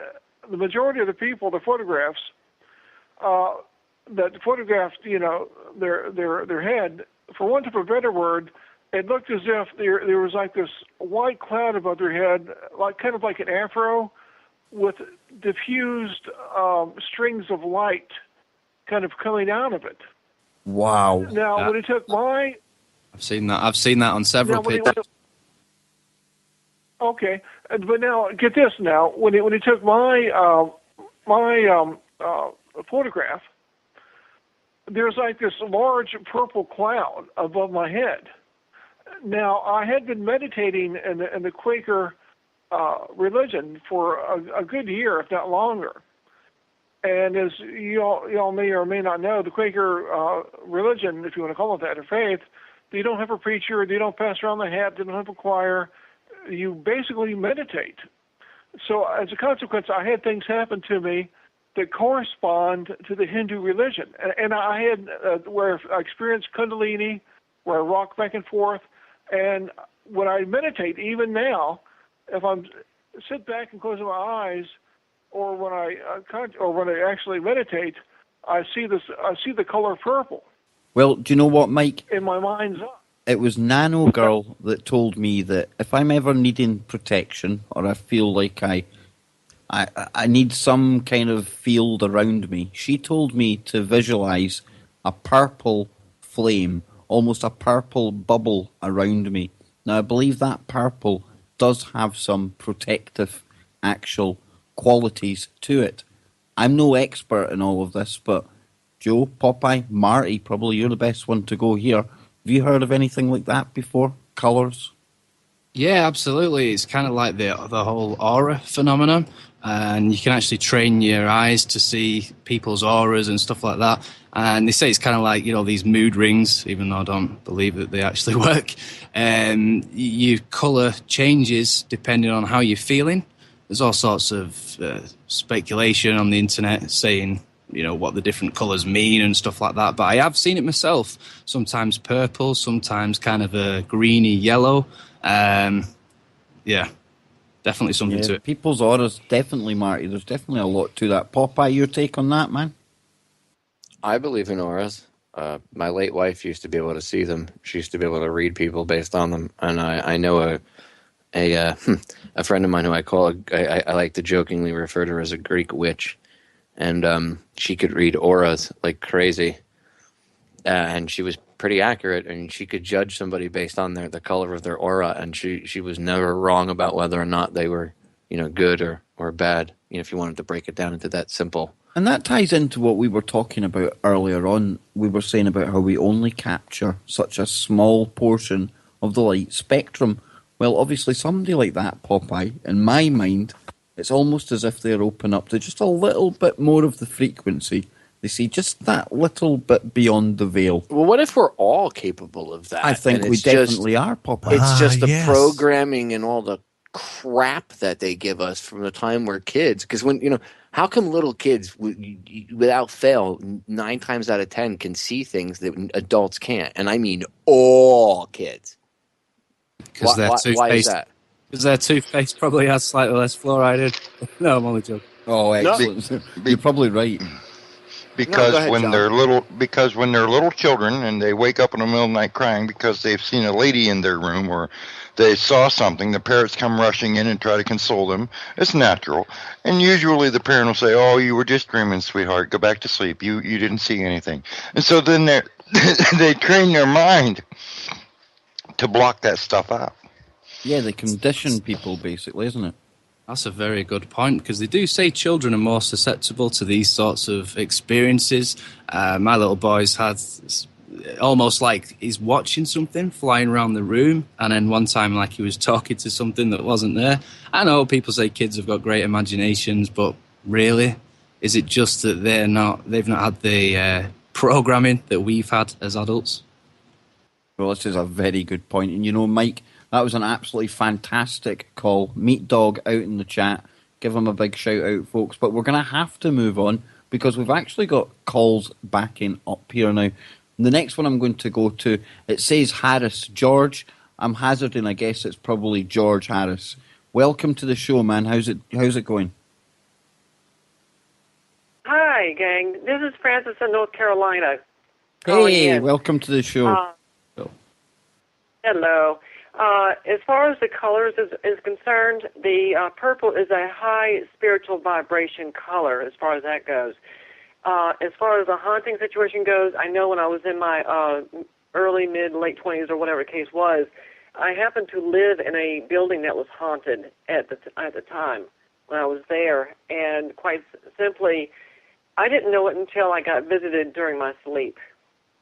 And when I finally realized what was going on, I ended up having to just simply put my foot down. I said, okay, folks, if you want to be here, that's fine. Just don't do anything funky, and we can live harmoniously or whatever.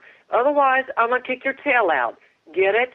Either be nice and play nice, or you're out of here, and I'll send you on to your next lifetime. And that was it. After that, it was very quiet. And I wasn't a gal that would put up with anything at that time. Not that I do now. And do you think they were attached to the building, Francis, or do you think they were actually following you? Actually, I think that it has something to do with an activity they were doing there in the building before I ever got there. And I just happened to be receptive enough. Well, I'd always been spiritually or psychically, intuitively receptive to various things like that to start with. And so apparently they were drawn to that energy that I was projecting, and so they said, hey, we need to communicate with you. And I thought, oh, great, now what? So You're absolutely right. You have the living have dominion over the spirit world. Sometimes when a spirit entity will inhabit or come into my home, and cause a little bit of chaos, especially what they call a trickster, cause a little bit of chaos. You just order them out. Be stern with them. Put some feeling into them. Get the hell out. Don't come back. Go over to the neighbor's house. Bother him. And 9 times out of 10, they actually will leave. You don't give them any response because they feed on fear. They feed on chaos and frustration. Just get out. You're not welcome here. Go someplace else, and they will actually leave. You're absolutely right, Johnny. It's kind of like turning that fear around to almost like an anger. And even I found that just saying it in your mind, get the hell out, not tonight, go away, sort of thing. And in a sense that you're not scared of it, you have control over it, and it just goes away. True. I just send them on to the next evolution. Let it be done with. Y'all have a great one. Thank you so much for very the call. much. That was You too. perfect. And she wasn't actually that far away from you, Joe, I believe. Bit of a local call for you there. But, Yeah. we've got another call on the line. And this one, a place that I really do love in the States. Quite close to Popeye, I imagine. This is from Tampa. So, welcome to the show, whoever is out there in Tampa.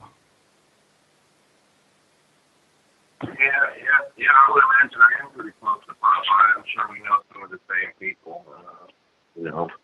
Rob Revere, John Costello, Ledger. Yeah, conversation. I used to work the show. That's better. Cool. Yeah, you were a little quiet there, but we can hear you better now. Carry on. No, my bad. I had you on speaker. Is this better? That's much better. Hello? Well, listen, I got like a quick story and a question, and maybe even an upcoming caller can help with it.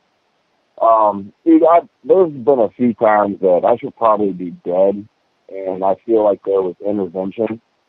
I was hit by a car, flew about 15 feet, on a bicycle. My freaking bike was trashed, and in midair, I felt like I didn't see anything. Last thing I saw was hitting the windshield, and I didn't see anything. I wasn't knocked out.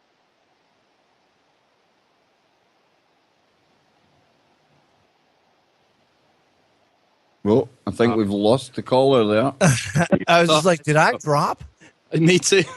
Yes. No, we lost the caller. Sorry about that, man, but seems to have lost that one, guys. But anyway, I don't really... Did we get enough of the call there to answer that? Not really. Call back, man, if you're still there. Let's see if they're still there. No, they've dropped off completely. But Johnny King, you were acting as a bit of a helpline there, man. That sounded like pretty wise advice. Have you ever been through that kind of thing, John, yourself? No. Johnny's never. He's a novice. Don't. What? John, really? Come on. Come on, John. Yes. Regale us with some of your finest stories. Oh, come on. Hit him good with it. Give him a good one. Oh, let me see. Well, there was this one time when I was out by the fire with my Merlin hat and my chicken foot. When my son was born, well, I'll go back a little further. When I was a little child, so many eons ago, I was laying in bed, and I remember waking up in the middle of the night and seeing a blue woman, only from the waist up, long hair flowing, what looked like almost like a hood that would be a druid's hood, and the robe, and she stood beside the bed, and she was very loving and comforting. And she told me that I would achieve things in life that a normal person wouldn't achieve. I'll put it that way. Flash forward to, maybe it was 15 years ago. My son was in his room, and he was supposed to have been sleeping. He came in the middle of the night, he came into my wife and my room and woke us up and told me and my wife that he saw a blue woman in a robe with a hood up standing beside his bed, and she was talking to him. No. My wife freaked out. I'm like, oh, cool. What'd she say? Go back to bed. She's not going to hurt you. I've seen her. I know her. Go back to bed. So he went back to bed, and that was that. I figured it was the same woman. Generational type of thing. Whoa. Wow. That's what I mean. There's so many stories and things that you hear from people. It can't all be fake and made up, guys. You want to hear something? I'll share something with you about Joe knows this. About a month and a half after Marseille died, a friend of mine who is as I said, I have a friend who I like to joke and I refer to her as a Greek witch, but she's very much in touch with that ability. She doesn't do it for a living or anything. The like this, Oracle. yeah. She would have been an oracle back in the day. Anyway, she never got a chance to meet Marseille at all, ever. She didn't know her, and in fact, I had fallen out of contact with her for a couple of years. Just life had gotten so busy and hectic and everything, right? And we had only recently, right before Marseille died, started talking again. Like, bumped into each other on Facebook randomly, and it was like, oh, I haven't seen you in forever, but and it was like, I haven't talked to her since yesterday. So she didn't get a chance to meet her. She didn't know her. She hadn't gotten it. Unfortunate, but she never got a chance to meet her. So she's doing a reading for me one night, and at the end of the reading, out of nowhere, and this is one of the reasons I have it tattooed on the side of my throat. She says to me, she said, I keep getting this thing that I was at this point I was devastated. I couldn't even contemplate coming back on air ever, right? And Sarah said to me, she said, I'm supposed to give you a message. I'm supposed to pass something to you. It gives me chills just thinking about it. And she said to me, she said, does this make any sense? And she couldn't have known this. Okay. She didn't know Marseille. She didn't know what her favorite expression was. Marseille's favorite quote was, be the change you wish to see in the world. The quote from Gandhi. Well, she said to me, I'm supposed to tell you and tell me if this makes any sense, but I keep hearing, be the change, be the change, be the change. Does that make any sense to you? And all the hair on my arms was standing up. Now, I was talking to her on the phone. She wasn't even doing this in person. I didn't pay her any money. This wasn't a scam. It was me and her talking, and she decided to give me a reading. And I didn't give her, she couldn't have known any of this. There was nothing I fed her. Trust me, I know how to be impartial during a reading. No, okay? I know what you're saying, man. You get those shysters out there, but that one, that definitely does sound like a genuine one. Now, Popeye, we've got heaps of callers backing up here. And, we've got one special caller on the line as well. But I want to go back to Tampa first to let Tampa try and finish the call we were making. And I urge the other callers to please stay on the line, even if it goes through the break. And there's a very special caller coming from Austin, Texas. So stay tuned for that one. But first off, let's go to Tampa. Are you back with us? Hey, is this better? I'm Landline Willie. Oh, hey, much better. That does sound much better, caller. I think you were talking about some sort of divine intervention and an accident experience that you had when you got cut off. If you could just get back into that before the break. Okay, there's been a couple incidents where I should probably be dead. When I was a teenager riding my bike, I was crossing a busy intersection. I got hit by a car, flew about 15 feet. Last thing I saw was the windshield, and I didn't see anything. I wasn't knocked out or anything, but I landed about 15 to maybe 18 feet in front of the car. And I was stopped in midair and set down lightly. I was sitting Indian style when I opened my eyes. All this stuff took about 2 or 3 seconds. And I was stopped and set down, very, very gently. I got up and pretty much walked away. My bike was trashed. And another time I work with heavy equipment, high lift cranes, and I had a section of a boom. Anyway, it's a bunch of big pipes, and I was, pulling on it, and it slid off the horses it was on, and it basically crushed me. The only thing that, basically, saved me from either being, completely paralyzed from the neck down or just dead altogether. The thing probably weighed about 10,000 pounds, was just a little tiny corner of that thing stayed on the horse. And it's just amazing. As soon as I, was able to squeeze out of it, it just fell. And I don't know. It just seems to me that there was intervention there. I don't know if you guys have any experience of that, or maybe another caller, may know something about this, or am I being protected? And if I am, is there a way I can find out why? Some would say if you're not meant to go, you're not meant to go. I know that doesn't make sense to a lot of the horrible stuff we see in the world, but you could have someone or something watching out for you in that other realm. It's not impossible. I would say that the second. I would have to say that everything happens for a reason, and there's a purpose for everything. And I would have to say that there are certain things in your life that you must fulfill. If you don't fulfill them, things come around full circle, and you go through these loops until you complete what you're supposed to do. And at that point in time, in your destiny, so to speak, whatever it was you were supposed to do, no matter how great or how small, was not done yet.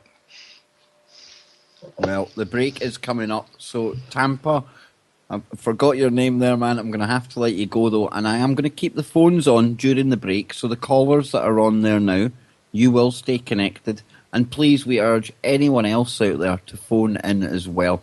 This is going to be absolutely fantastic stuff. Marty, some of the calls we've had so far, I know you are a big fan of putting the phone lines on, man. Oh, absolutely. It's really what makes talk radio for me. I've always loved AM talk radio as a kid, and there's nothing great like that anymore in the UK. It's all crap. But that's how you started off, man, was it not? You used to phone into shows? Yeah, but more like alternative media and stuff like that. Yeah, but still, it's... Never on the AM or FM or anything like that, but I am looking forward to our next caller after the break, guys. Oh, yeah. This is going to be fantastic, live from Austin, Texas. We shall leave it there. And we've got so much more to discuss tonight, guys, apart from the callers. We've got UFOs. Joe, I'm sure you've got some biblical prophecies and giants to go into. Times of Noah stuff. Actually, since we're talking about UFOs, can we talk about something we always forget? What's that? The Black Knight satellite. Oh, dude. Yes. Oh, yeah. And I will actually get the message that another Scotsman, actually received from the Black satellite. Oh. Duncan Noonan was his name. Stay tuned for that, folks. We're going to be going out to the break. And remember, we want your calls. 866 37 Truth or 866 37 87884. Please call in now.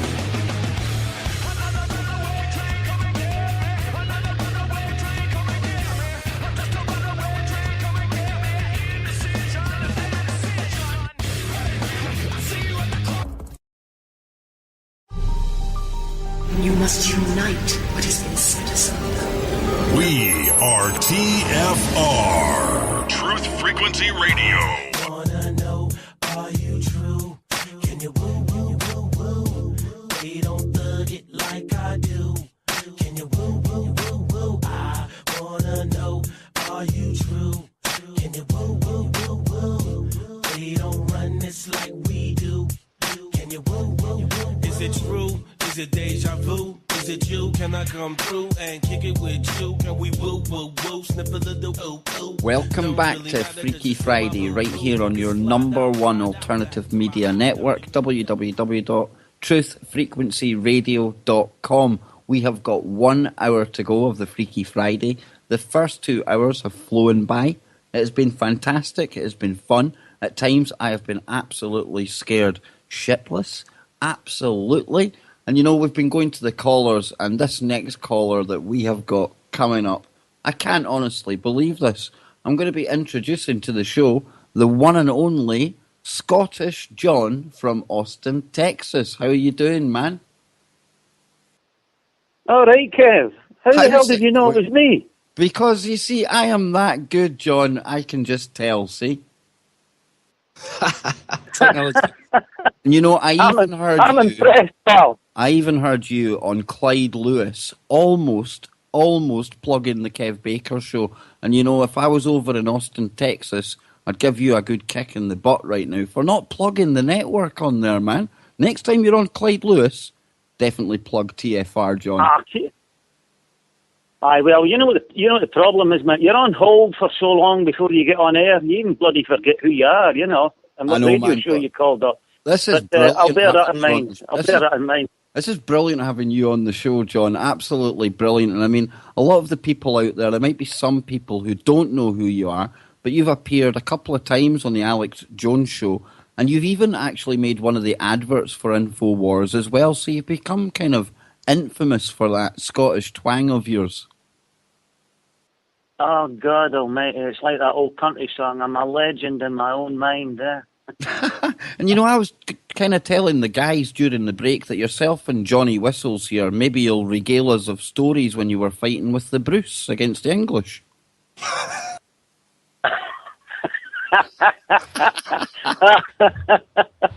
Nah, but yeah, man, my family fought with Bruce. They fought with Wallace. They fought with Rob Roy McGregor. They couldn't get on with anybody. So, John, how is it for a Scotsman living over in Texas? How do you get on over there? How did you end up over there, man? I came to Austin, Kev, because I went into country music. Cool. So And, I take it you never this- made it to Nashville, man, no? Well, actually, here's what it was. I was going to go to Nashville on a holiday one year there in the early 90s. And my bass player in my band in London said, no, don't go to Nashville, go to Austin, man. So I came to Austin and kind of liked the place. And then I decided to come back and stay here. Sadly, it ain't the town it used to be. I mean, it's just, we're getting overrun with Californians and the place has gone down the bloody toilet. Yeah, it seems to be going that way. That seems to be across the board in America. Now, this being Freaky Friday, Yeah, it's one of John, these. I'm hoping that you've phoned up here with some right good creepy stories for the listeners. Take it away, man. Lead us into some. Well, actually, it's oh, here, Silver Fox dude was born in Falkirk. Are you kidding me? I just read that on the screen. I'll be damned.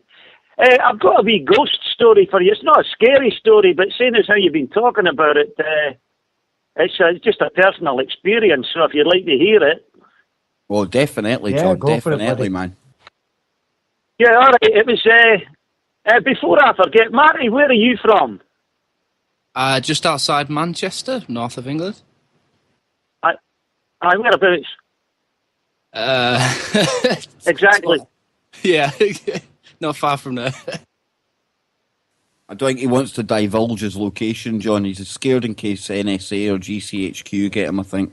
Probably Mossad, but that's another story. 'Cause I used to live in Altrincham in the 1970s. Wow. Yeah. Okay, you're not going to tell me then, all right. He's not giving it away at all, John. He's is he? not divulging that. You daft apist. I'll go take photograph of bloody stairs, you daft apist. That's the thing, you see. It's a small world, and we do have some trolls out there. So I'd say, truthfully, though, about 10, 15 miles from city centre of Manchester, towards the hills. That's all I'll say. All right, okay. Anyway, so I've gone to London there like about 1986 or something, and there's a boozer up the end of the street called the Mitre. It's just behind the headquarters of the English FA, and they had a wine bar downstairs. And I'd met a guy next door to Glasgow, and we became pals, and we're down there drinking, and there was a wee girl from Liverpool who had just come to London, and she was working in there as a barmaid, and I think there was somebody else who's pretty new as well. And somebody had a camera and decided to take some photographs. So we got the photographs back to the chemist the next day, and we're going through them, and hell, there's one that it looked like it had been printed right, and you would think that looks like a bloody ghost there, but I didn't believe but anything like that in them days. Anyway, time passed, and we kind of decided to go upstairs and drink in the main bar, because all the sold downstairs was that Stella Artois, and you have 2 pints of that, you're on your arse, you know. So it was a kind of short night. So we're upstairs and getting to know the locals over time, and there was a wee woman, like in her 60s there, and you could tell that when she was young, she must have been real good looking, because she was a good looking woman for her age. And we got to find out about her. Her name was Jackie. And when she was young, during wartime, she was a model, and they used her as a sort of cartoon character in one of the newspapers, for the troops. And come to find out that her husband had had a heart attack and dropped dead in the wine bar downstairs. And he didn't haunt the place, but it was obviously there, because you got to hear stories when they put Christmas decorations and that up, they would react as if there was a strong wind blowing through the place, So that was that.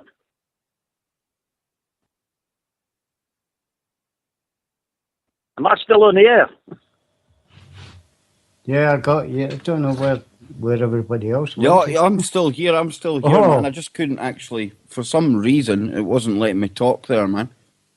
That was a bit weird. Something's happened to Skype. Is everyone else still there, yeah? Yeah, I'm here, Kev. Yep. Well, John, I'm going to have to get you back on Kev Baker's show one night for sure. Get you on for a show as a guest. How does that sound, Absolutely, mate, yeah. That sounds Yeah, absolutely... listen, I'm on Facebook, I'm John Daisley. I've got you on there, man. I knew that was you. See, I'll get that arranged for sometime real soon, John. But thanks a lot for phoning up tonight, man. All right. So, I think have we got any other callers on the line? Yes, we do. We've got Kevin from Minnesota. Take it away. Good evening, gentlemen. Thank you very much for taking my call. I wanted to step back in time, if I could. Earlier, you guys were talking about the spirits and Native American and the burial grounds. In St. Paul, Minnesota, they have a bunch of burial grounds up on the cliffs along the Mississippi River. Excuse me. But if you would like, I'd like to share a ceremony that I went to, that I was blessed to be at, and the experience. My British ancestry side will not and cannot comprehend what happened. If you guys would like me to share. Yeah, go for it, buddy. Nice one. Well, I went to this ceremony. It's called a shaking tent. Some people call it a uwipi. And real quick, I apologize. Bujuanin Nesewe Widangenigo Ojibwe Kawababi Kaniga Indunjiba Niguich Gichimandu. I just wanted to throw that out there because I didn't want to insult any spirits at all. But it's called a shaking tent ceremony, where they have a little altar area, you could call it, and they take the elder gets tied up in a quilt, and then he lays on the ground, and then he starts singing a song and stuff, and they shut off all the lights. And we were in this roundhouse that was maybe about 25 feet in diameter, and he's in the center of the room. And because I'm in a wheelchair, I'm backed up against the wall in the north side of the place. And at this point, I could see. So the gentleman in the center is singing songs and stuff, and all of a sudden, you start hearing his voice like echoing, like almost like somebody was singing with someone was singing with him. And then you started hearing clicks and pops, and then you started seeing like orbs. And I get really emotional talking about this. I apologize. But there was these orbs just going from one end of the room to the other, but it looked like they were going beyond the perimeter of the walls. Like it seriously felt like I was in so like the walls, space, and like the walls had depth, if you would. Right. And then some of the children all of a sudden started crying. And then all of a sudden a voice said some stuff in Lakota, and the children just stopped, and then they started singing these other songs, and then all of a sudden you hear almost like a cry of an eagle, and you start hearing flappings of wings. And then all of a sudden, right behind me, it literally felt like wings brushing on my back and over my head. And then it went away, and then it came back a couple, like maybe 30 seconds later, back on the other side. And at the whole time, this elder in the middle would be calling out these animals, and you would hear, and it's just amazing. And I'm trying to think of these lights in the sky, and I'm like, okay, there are certain minerals that glow if you add another mineral, but all of a sudden you would see it, and it was a crowded room. There was probably about 40, 50 people in this little area, all sitting in 2 rows all around the parameter of it, with the gentleman in the inside.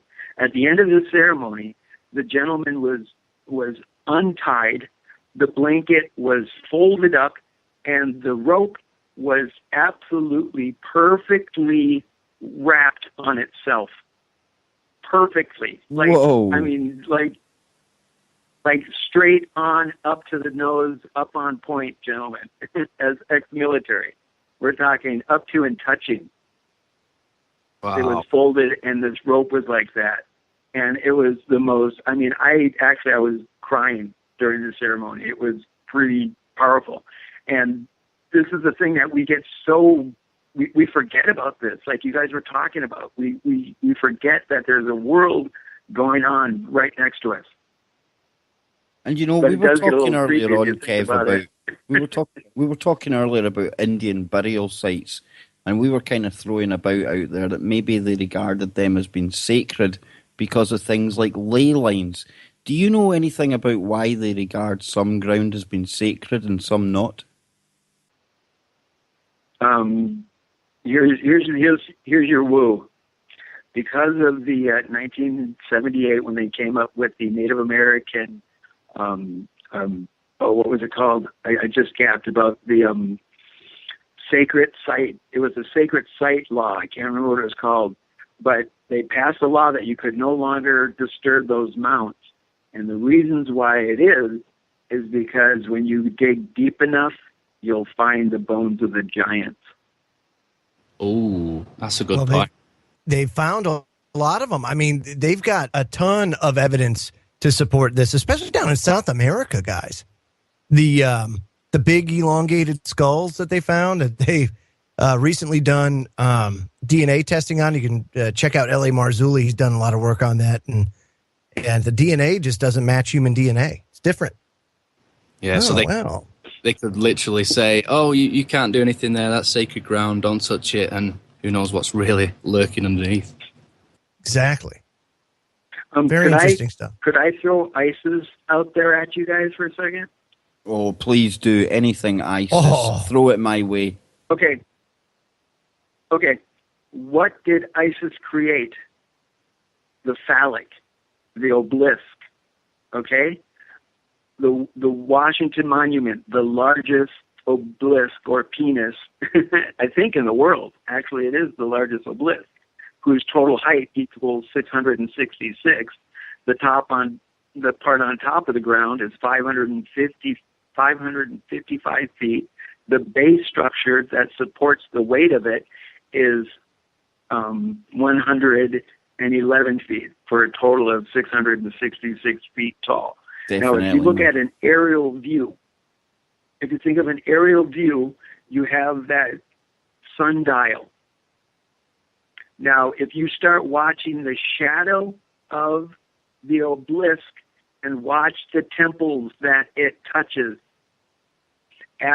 when at the winter's equinox, the shadow was passing through the penis was passing through the Oval Office and penetrated the Oval Office, and the tip stopped where? What is the buildings north of the Capitol?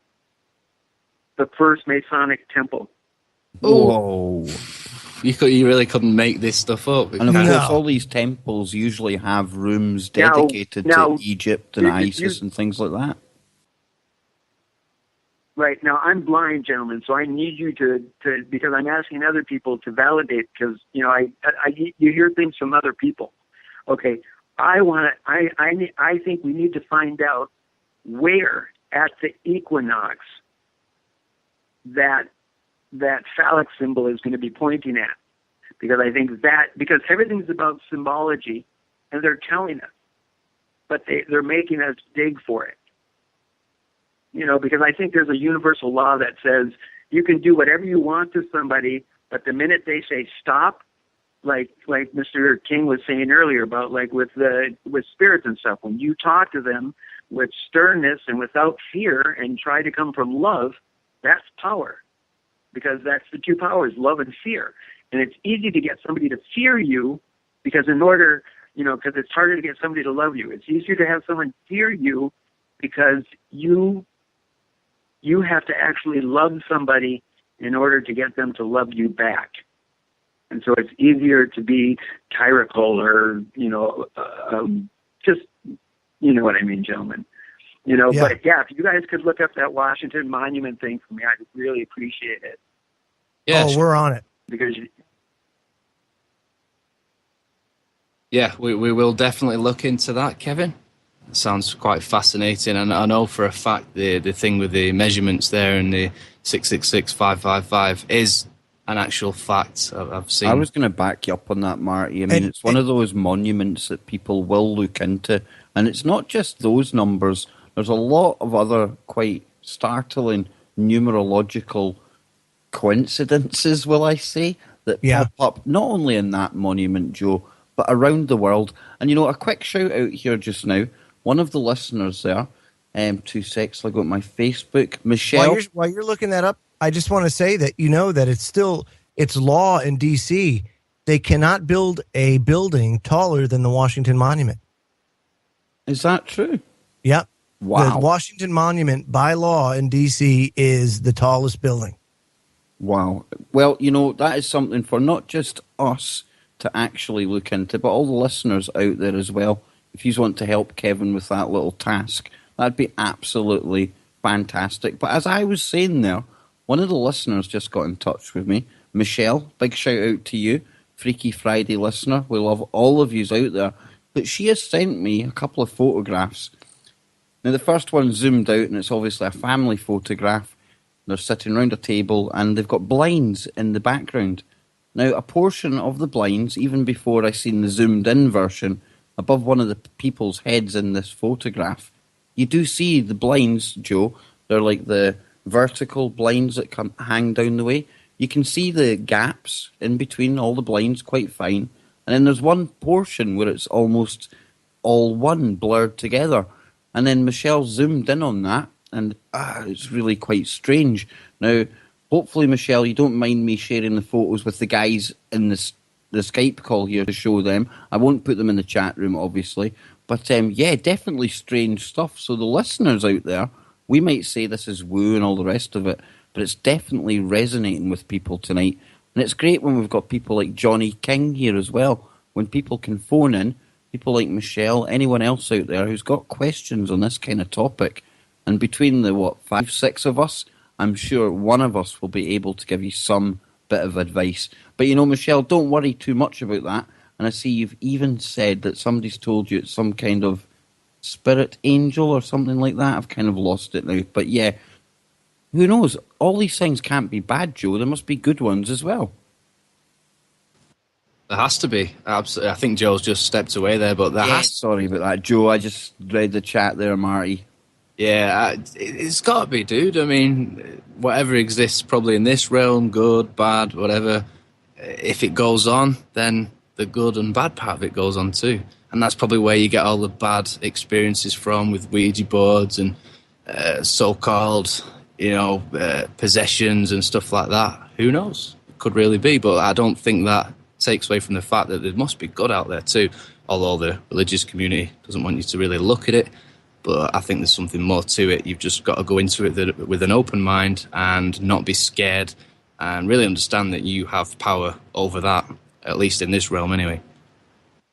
Yeah, there definitely is, Marty. Even going back to a couple of calls ago when the guy had that many accidents, and yet he's still here. There's something watching over him. And I thought what John King said was amazing about that, where he says there's a task that you have to do that you haven't performed yet. I think that's a great way to look at it as well. Absolutely, I agree with that. Do we still have John and Popeye with us on the line? Yes, I'm here. Yes, I am. What do you guys think? You think there's something to this then, from our discussion this evening? Of course I think there's something to it.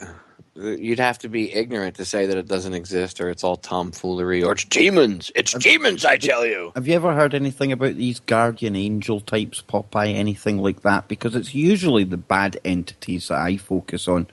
But these good ones, is there any way we can tap into that kind of thing? Actually, I've heard of stuff like I heard an interesting story. And I can't remember. This goes back a long time, but a young lady was down. She was walking home from work one night. I think she was a bartender, and she was walking home, and she had to walk down like this like dark kind of like alley to get where she was going, and there was these two guys there, and she just got this really bad feeling. Or there was one guy there, and she got this really bad feeling, and like she walked past him, and the guy didn't mess with her, and she kept going, but she just had this really bad feeling about him, and it ends up some other woman went down the same alleyway, and this guy ended up raping her. Long story short, supposedly. And I don't remember how, but this woman, she found out, whatever, and they asked. She somehow was able to, get to speak to this guy, and she asked why she hadn't been raped and why the other girl after her had, and he said because there were two big dudes that were walking with her, and she was by herself, but he saw two big. He described them as like they were wearing they were intimidating looking, but they were wearing like lighter clothing, almost giving off that sense of light versus dark, right? And supposedly he said that he saw these two guys with her, these two big imposing looking figures, and he just got the idea that he should not screw with her, and he left her alone. He didn't want to mess with her. Now, if that's true or not, I don't know. But I mean, there's it sounds like an episode of a guardian angel type story to me, if I've ever heard one. Yeah, definitely, Popeye. Johnny King, your take on guardian angels? I've spoken to a few Christian missionaries in my time, and one that sticks out that I remember. Missionary was going into South America to spread the good word, so to speak, and they came across a tribe that was isolated and a bit hostile. The members of the warrior members of the tribe actually drew their weapons on the missionaries as they broke into camp, and they froze mid-state, didn't move. It was almost as if they became blocks of ice. Long story short, most of them were converted to Christianity. The same missionary went back there 10 years later, and he asked the chief, "You had us dead to rights. Why didn't you kill us?" And the chief said, "Around you, men in white robes appeared, and they aimed their arrows at us. We were outnumbered. We have never seen that before. And in seeing that, we realized your God was greater than our God, and that is what caused us to convert to your religion." Whoa. Great story, man. Well, we're almost up on the break again, guys. We've got one segment to go. Where are we going with this now, Popeye? I know you've always got plenty to talk about, man. Oh. No? Nothing? Crickets? No. He fell asleep at the wheel, dude. He's out. Out cold. Woo, woo, woo, woo, woo, woo, woo, woo. I don't know. I'll leave you guys to go to the toilet for 1 minute. You leave a collar hanging Isn't with it dead crazy, air. man? I tell you what. Popeye, so he's just not... He's decided to join us again. Oh, now Popeye, he's back. Thank you, man. Oh, Whoa. hi. I had to go take care of an emergency. Right. Not my cat just took something out in the other room. I had to run into. I heard this loud smash, and I'm like, either someone's breaking in. Right, wait a minute. Now, Joe's cat just smashed That something is, as dude, well. don't even tell me that, because not 3 minutes ago, my cat goes and psh, knocks a freaking glass off the counter in the kitchen. Oh, what have we started here? Oh boy! I have stuff that was Marseille was in the middle of unpacking. It's sitting in the living room, and it hasn't moved, nothing. And I was actually going to start putting it away, and I was sitting in here, and all of a sudden I hear stuff like I knew exactly what it was, and I was like, I thought someone was breaking in. I ripped my headset off, and I.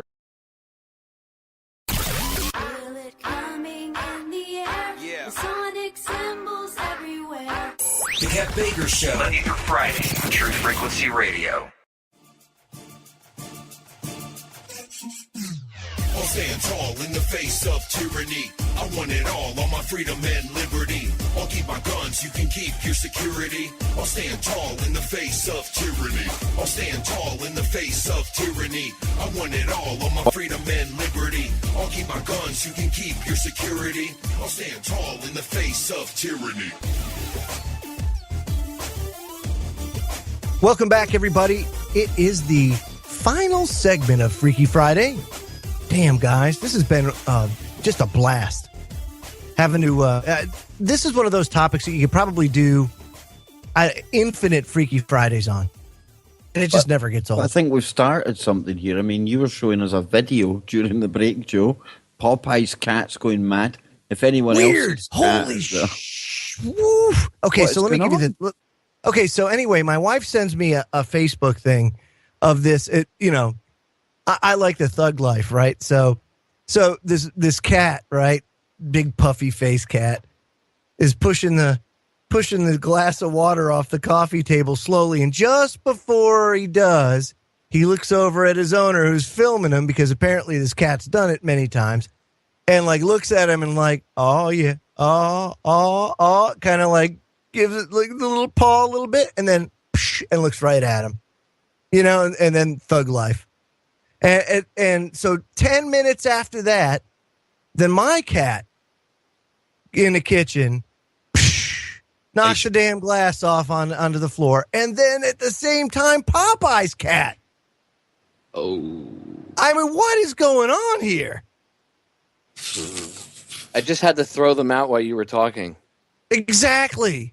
Dude, the male, he's 16 years old, and you'd think he was a kitten. He paws at my door and makes a god-awful racket, and then I'll let him in, and he runs around the studio knocking things over and just meowing his head off. I'm like, dude, only when I'm on air. He doesn't do this when I'm off air. He only does it when I'm on air. It's like he knows.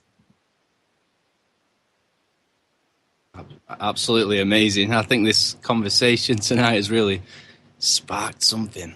Ooh.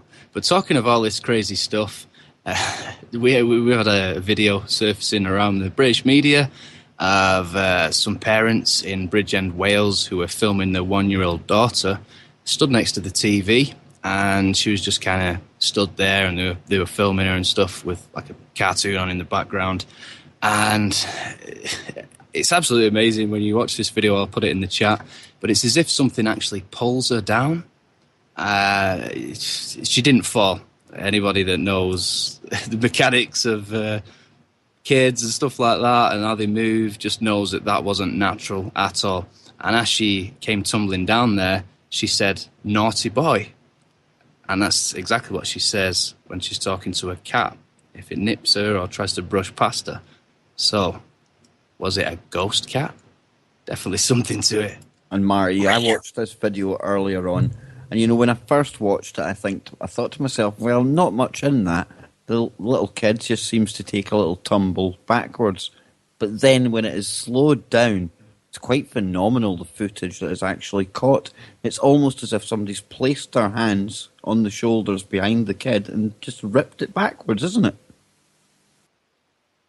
Yeah, it is. I've just put the link in the chat room there, and for Joe as well, because I don't think he's seen it. But yeah, it makes me... You ever see Everard's Spirit World films? Oh, yes. Oh, yeah, those are good films. You ever see the video of, what is it? It's one of those palaces. It's not. I don't know if it's Buckingham Palace or if it's... Pedophile Palace. It's one of those palaces, and there's video, and you see these doors fly open, and then they slam shut, and then they fly open again, and this figure, and what looks like old-time dress, walks up through the doors, and it's like security footage from when there was nobody there. It was, I guess in the middle of the night or whatever. But the doors fly open and then they slam closed and then they fly open again. And you see this like figure walking down. You see the doors, and it's like known to happen.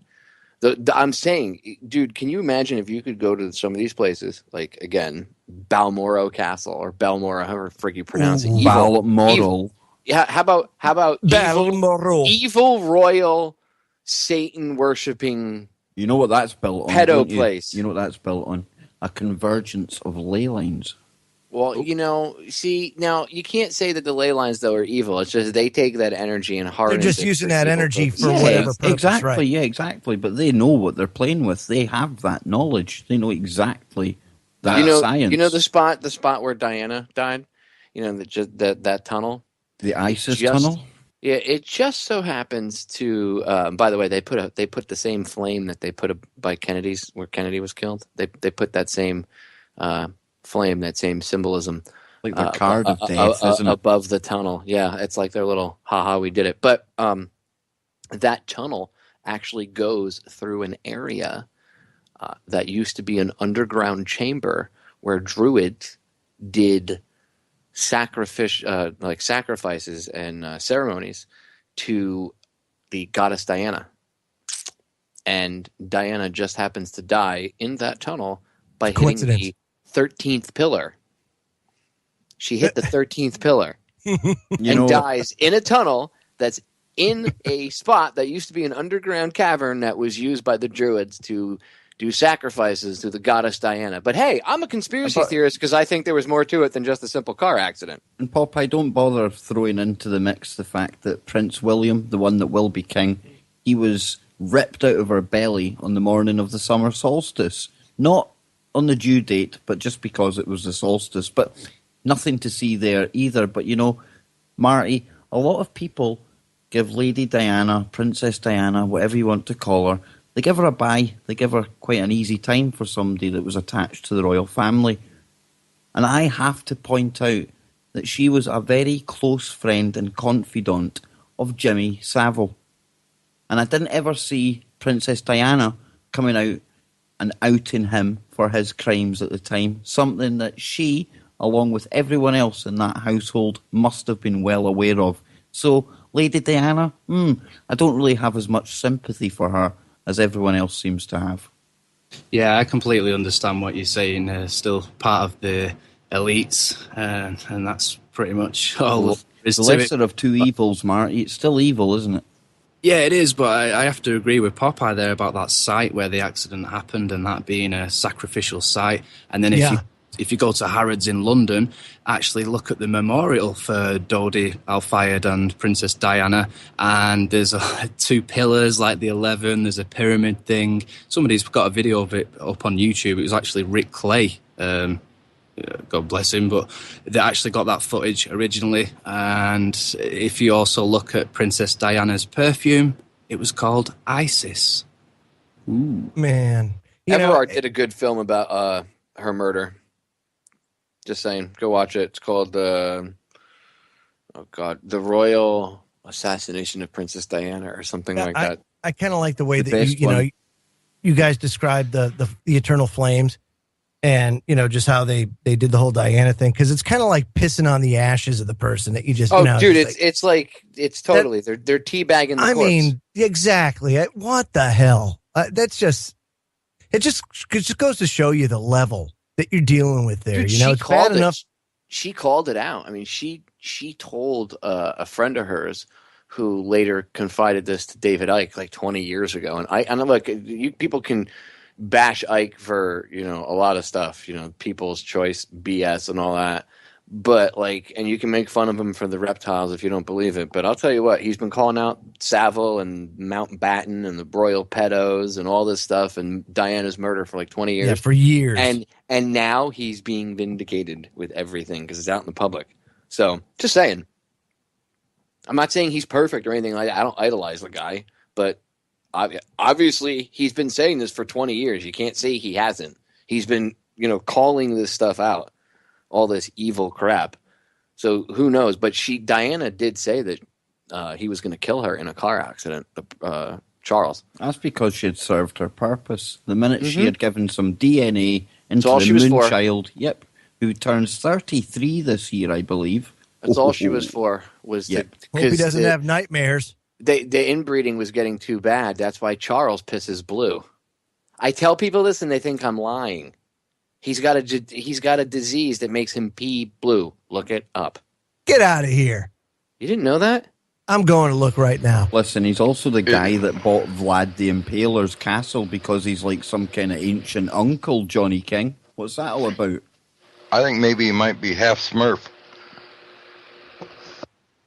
I've heard of been blue-blooded, but never blue-pissed.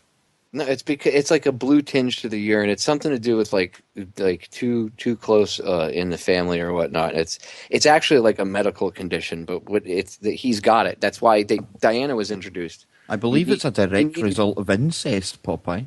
Well, like I said, inbreeding. I was being nice when I said it. No, don't be nice about the royals. Exactly. Yeah. I'm actually getting a bit goosebumps here. Almost been nice about Diana. Really. Well, no, yeah. look. I'm not saying she was great and she was killed. I'm sure there was things that she knew that she should have said and she should have told people about that she didn't. Or she should have voiced her opinion. You can't judge her though, Kev, because you weren't in her shoes. You don't know. Listen. Wait, hold on. All I'm saying is I'm not defending her. All I'm saying is you don't know how afraid for her life she was.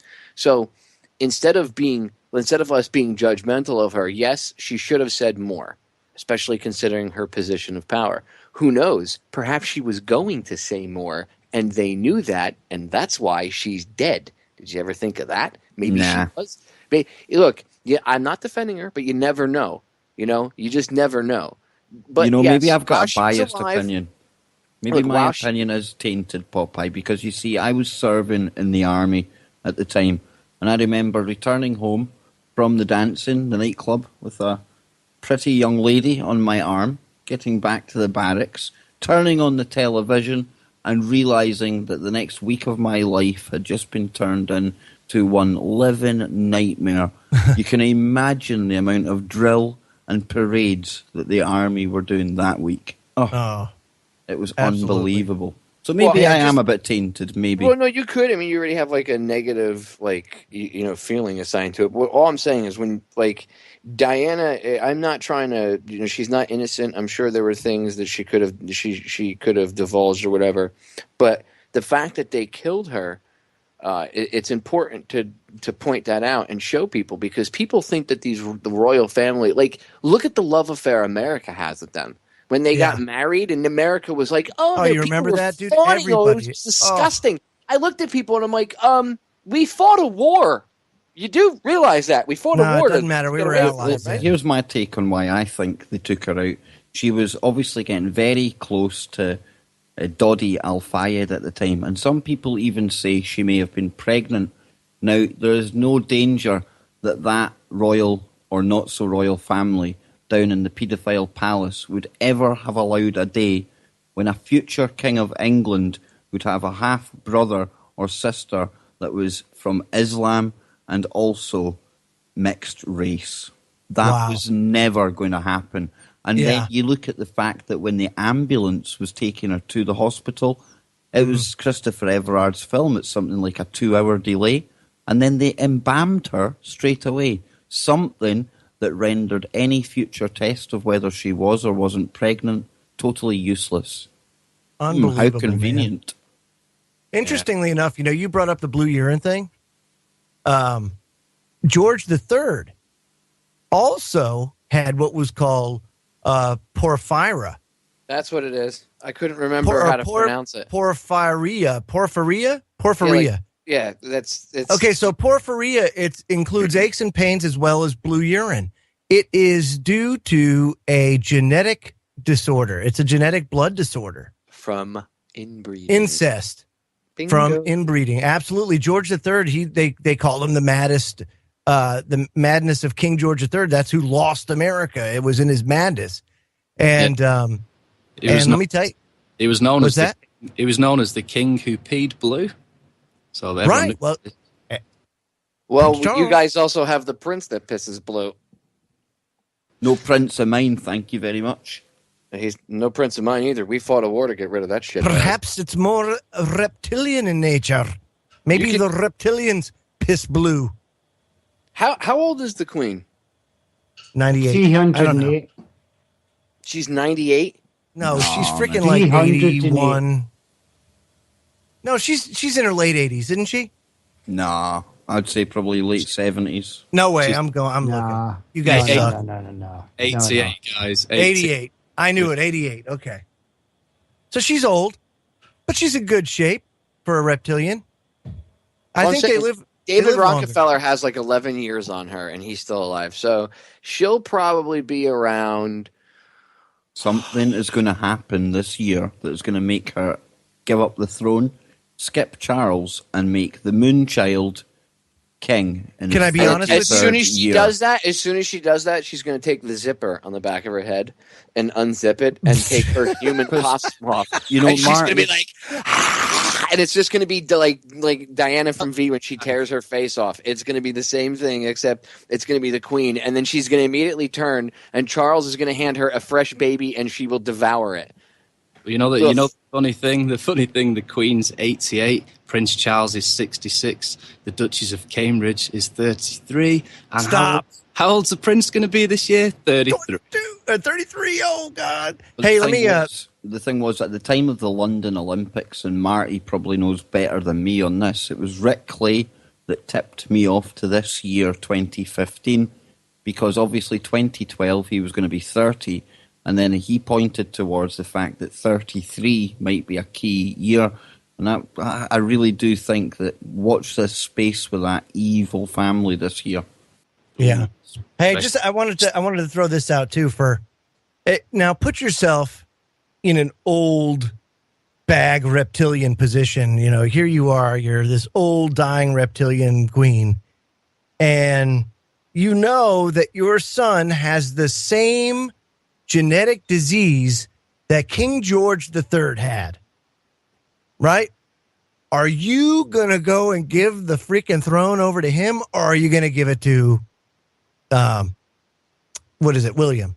That's what Diana was for. It was to fix the problem. To fix the problem. That's right. And he's been groomed since birth. Literally groomed since birth for that role. Moonchild that he is. And all your women over there, even the women here, the American women, so that they swoon over. He's so dreamy. Can you imagine marrying a prince? Oh, would you like to imagine what it's like to marry one of the royal family? Well, let me tell you. First, they'd probably take you into some private back room. They'd make you witness them sacrificing a baby. They'd probably force you to drink its blood. And then you'd be raped by probably every member of the family as they shape-shifted back and forth from human to reptilian. You see, still want to go marry the prince, young ladies? That's the power of the pedo mason Walt Disney and his princess and prince programming. Because all these young girls, they think they can go marry a prince and everything will be perfect, happy ever after. Oh, Prince William. Yeah, right. Get a grip. Pujo just said that the queen looks more like she's 322. That sounds about right, and she probably lies in a coffin and lets Philip piss on her. If that offends you, don't bother writing into Chris Geo. Go on ahead for the palace. They're actually doing it there, folks. What about her husband?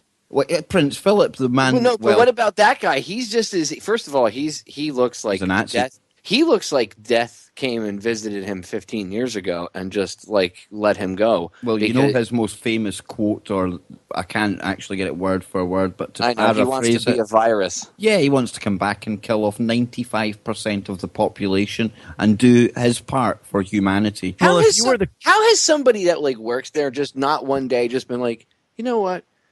For the betterment of humanity, and just pushed him down a flight of stairs. But he is my guilty pleasure in that family, because see, whenever there's a microphone on him, which isn't very often these days because the Queen put a stop to that, the guy's comedy gold. He would have fitted in on the hanger like a glove on a hand. Oh, he's like an offensive a-hole, dude. He just doesn't care. He speaks his mind. Brilliant. Could we get him on an episode of The Hanger? Turned up in Africa and said, lots of blacks around here, isn't there? The guy's absolutely vile. But we're talking about maybe a new royal king in the UK. And for, over a year now on the Kev Baker Show, Marty, we've been covering one topic, and it is still going to give us lots more to talk about in the year ahead, and that's the blood moons. Now, surely if people look back on this era in history, blood moons and a new king, that would be historic, would it not? Absolutely, and I was just doing a little check in there, searching for keywords, and there's actually a book on Amazon called Revealing a Blood Moon, a Royal Destination. So, intrigued to know what that's all about, but definitely they love their blood moons and their rituals, so who knows what they've got planned, folks. 2 more to go. And the next one is coming up in April. And Joe, which feast or which celebration in the Jewish calendar does that one match up with? Is it Passover, right? The one in May? April. Oh, in April. Yeah, that's Passover. Oh, convenient. Season of sacrifice. Oh, look, a Christian Passover. The angel of death passes over, and if you put the goat's blood on your door, he won't take your firstborn. But if you don't, well, your firstborn dies. What does that sound like? Sacrifice. Oh, and it just happens to fall during the season of sacrifice. Nothing to see here, Popeye. Come on, man. What's the season of sacrifice? I'm going to actually have to just replay that show from last year at some point on a rebroad that I did with Passio about it. It was on the other day on one of your rebroads during the day. I actually heard it. Yeah, the season of sacrifice episode. Yes. That's a great episode. Like if you haven't heard that episode, just go to Federal Jack, type in go in the search bar, just type in Mark Passio season of sacrifice, and that episode of my show from last April should come up, and just listen to it. We break down the entire season and what's going on, and Mark gets in the detail. And being a good ex-Satanist like he is, I think in the next few weeks we should probably try and line up Mark. What do you think, Popeye? As we move towards April and May, Beltane and all of that. I've already been working on it for the listeners, so he can come on for 3 hours. And wait till you hear him when he comes on. I'm going to have him describe the application he had to fill out when he joined, like, the dark occult, Satanism. The application he had to fill out, when he describes it and you listen to it, it was actually longer than the one that we had to fill out, Joe, when we joined the military. And we had like a 15 or 20-page application with a full-on FBI background check. And they had an FBI background check. Wait, what? The dark occult had an FBI background check? What? Ah, the connections run deep. Just remember that. And Mark would probably be the one to ask about this, but we've got another astronomical event coming up very, very soon. Marty, you've just reminded me there. We're going to have an eclipse coming up on March the 20th. Now, Marty, you're saying that possibly power might go out. Now, I remember one back in the 80s, I think, and thankfully power didn't go out then, but at the same time, we weren't living in a world where there was a 4G Wi-Fi world round about us.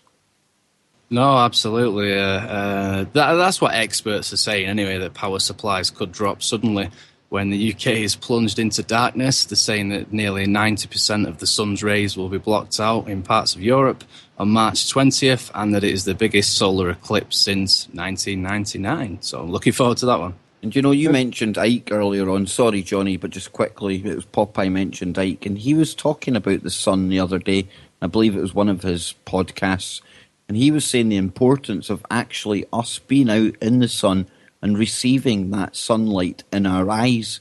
The information that's carried via the photons and all the light that comes from the sun, the information that is in that, I mean, we talk about the Matrix. Folks, that's probably one of the main places that this is coming from. But Johnny Whistles, eclipses, do you remember the last one, man? Or do you remember Halley's Comet? Nice one, Kev. Actually, the last one, Kev, I slept through it and I didn't see anything. But they says that Glasgow, it'll be 94% in Glasgow. John, I think I'd be more excited if they told me there'll be a 94% that we'll see the sun. What's the sun, man? It's something we only see on Soho. No, I know, Kev. You see, Popeye, we live under suspicious observers just to see the sun every day. You see, Popeye, you don't appreciate this, but myself and John and Marty, we usually live under a blanket of cloud, man. We don't get to see no eclipses here. Oh, I know. I grew up in Oh. New Jersey, and in North Jersey, my mother said it's just like Holland is during the winter, which is the same way. The Netherlands is that blanket of like gray cloud. Every once in a while, you'll get a sunny day, but usually it's like dark and gray. And Jersey is like that about 75% of the time. Popeye, you're a David Icke man like myself. You've read a lot of his stuff. That thing I was mentioning about the sunlight and how light can contain information, do you think he's going too far there? Because I certainly believe there's a lot in that. Just look at fibre optics. That is packets of light that carry the information from one computer to another. So, does light from the sun give us information that we need? Light gives you information that you see visually. How do you read a computer screen? Some very good points to end the show on, guys. Wow, yeah. How do you look at a computer screen? And you know who we've got next week who can answer all of this? Wait for it, folks. Dr. Richard Allen Miller. It's That's Miller right, time. Miller Time returns to TFR. Oh, just wow. I Great. cannot wait. You know, we've got Johnny Whistles this week, Miller Time next week, probably Passio the week after that. We George can't Norrie. forget Johnny King. Johnny King as well. George Norrie might as well go and hang up his tash. Coast to coast, it is done. Oh, well. Thanks, And guys. so are we. Been awesome. Thanks to everyone in the chat room and everyone listening on the streams. Appreciate it. Oh, yeah. Look at you guys going all quiet again. I know, yeah. We're not even out. We've got a minute left, guys. I think they thought that was the end of the show. You know what, No, I was actually being nice and letting like everybody else talk for. a minute, exactly. But You know, Popeye, you were letting people talk. But Marty, this all started the other night when we took over Popeye's show. The Brits we've taken over TFR. It's official, man. The Brits? Did you just say the Brits? that's their new name. It's not KBS anymore. We're just going to call their show the Brits. The Kev British Show. It was I'd rather. The Briss?